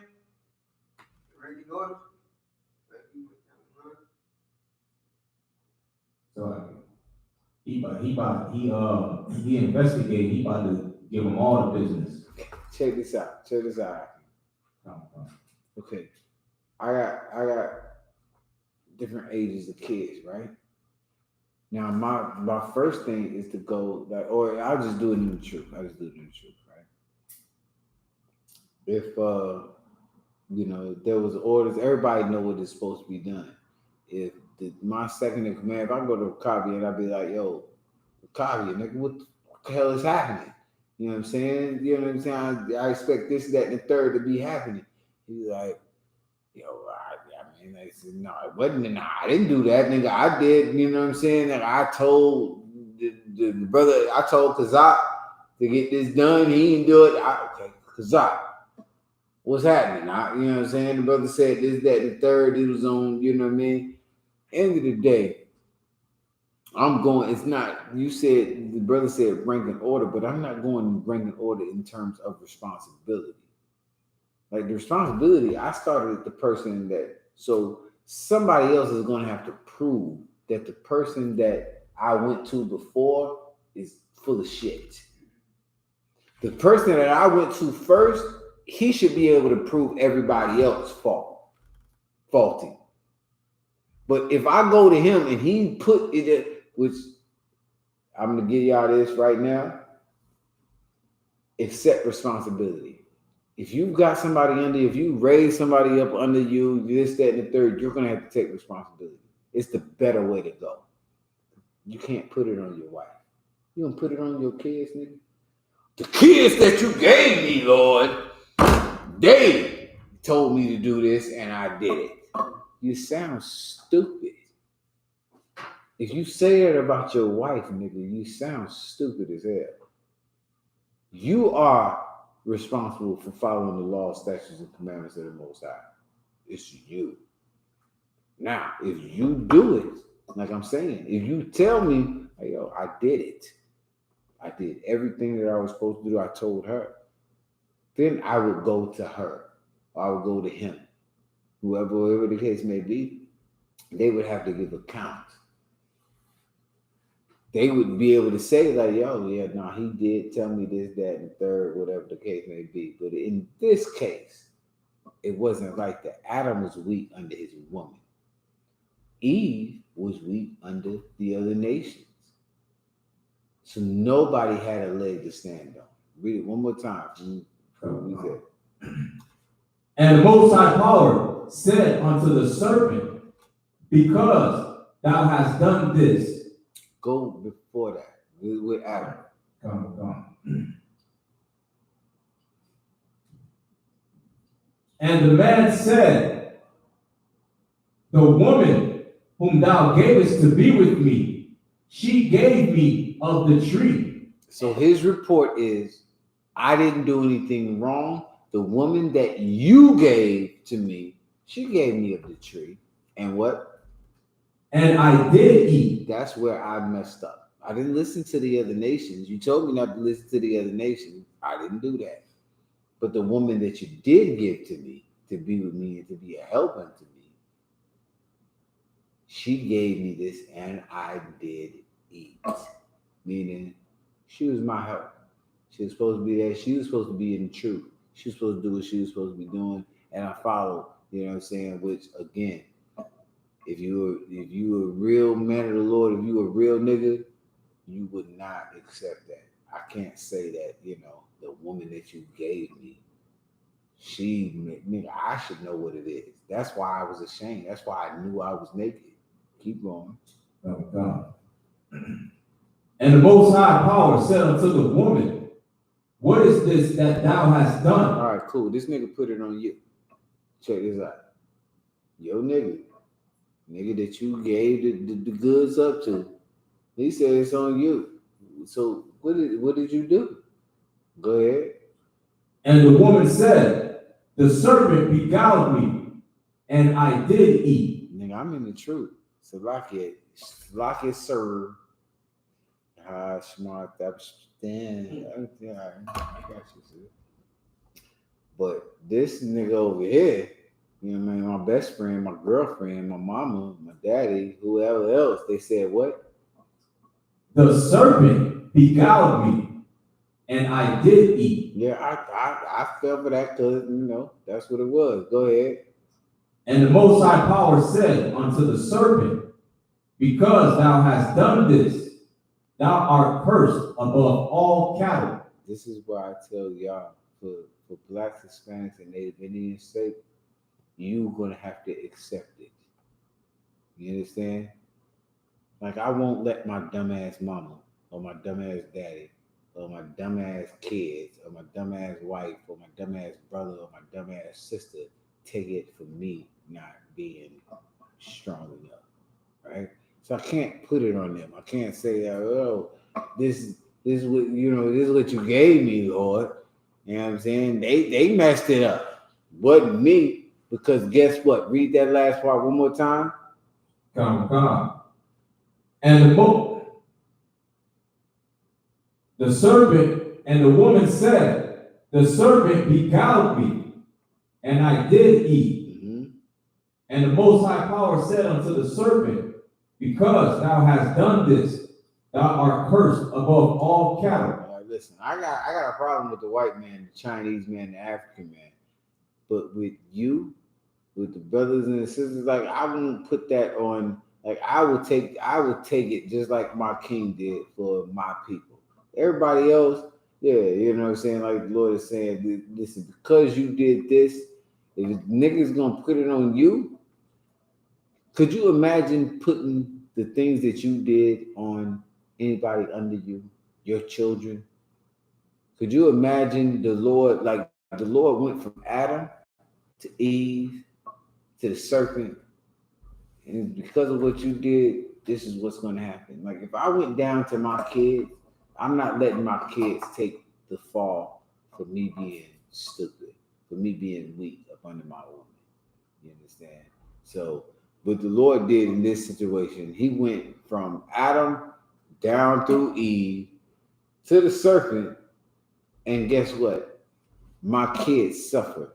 Trayvon Martin dies because I'm not going to take it. You know what I'm saying? Trayvon dies because my wife ain't going to take it.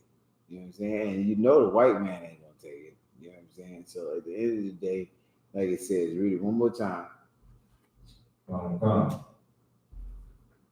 And the Most High Power said unto the serpent, because thou hast done this, thou art cursed above all cattle, and above every beast of the field. It's a wonderful thing that it happened, but he's messed up. You know what I'm saying? And it's not because he was already messed up. Like the Lord gave us dominion. You know what I'm saying? But the Lord put the responsibility on him. When in reality, Adam messed up. You know what I'm saying? Adam messed the whole thing up. He shouldn't have did that. He shouldn't have been that weak under his wife. You know what I'm saying? But because of the mercy of the Most High, listen, the Lord said what? Read one more time, because it's wonderful. Come. And the Most High Power said unto the serpent, because thou hast done this, thou art cursed above all cattle. Listen, man, like the servants of Satan is the white man. Like he's cursed above everybody on the earth. We can get a ton of scriptures on it. He's cursed above everybody in the earth. You can go to Romans 9, and the Lord says he created him to be that way. He didn't have no choice before he was ever even born, before he ever did any good or any evil. This is what he was supposed to do. This is what it was. But at the end of the day, he's cursed above everyone else. You know what I'm saying? Because of this situation. You know what I'm saying? Because the Lord allowed it to be that way. So this is what Blacks, Hispanics, and Native Indians have to take advantage of, that we are the chosen people of the Lord. You have to keep the law, statutes, and commandments of the Most High. It's not up to your woman. It's not up to your children. It's not up to the other nations. You got to do it first. And if you do it first, then everybody else is going to have to follow. Don't put it on nobody else. Don't push it off on you brothers. You can't push it up on nobody else. It's on you. You know what I'm saying? And you sisters, if y'all want to take it on, Lord be with you. We're going to be right here with you. You know what I'm saying? With that, I'm in the class. I don't think we have no other scriptures, right? No, Sign of Christ. You know what I'm saying? Yahweh Bashim, Yahweh Shai Barakathum, Yahweh Shemal Thabba Shui Hashai. Do we have any announcements? Anything we need to get off? All right. Wrap it up.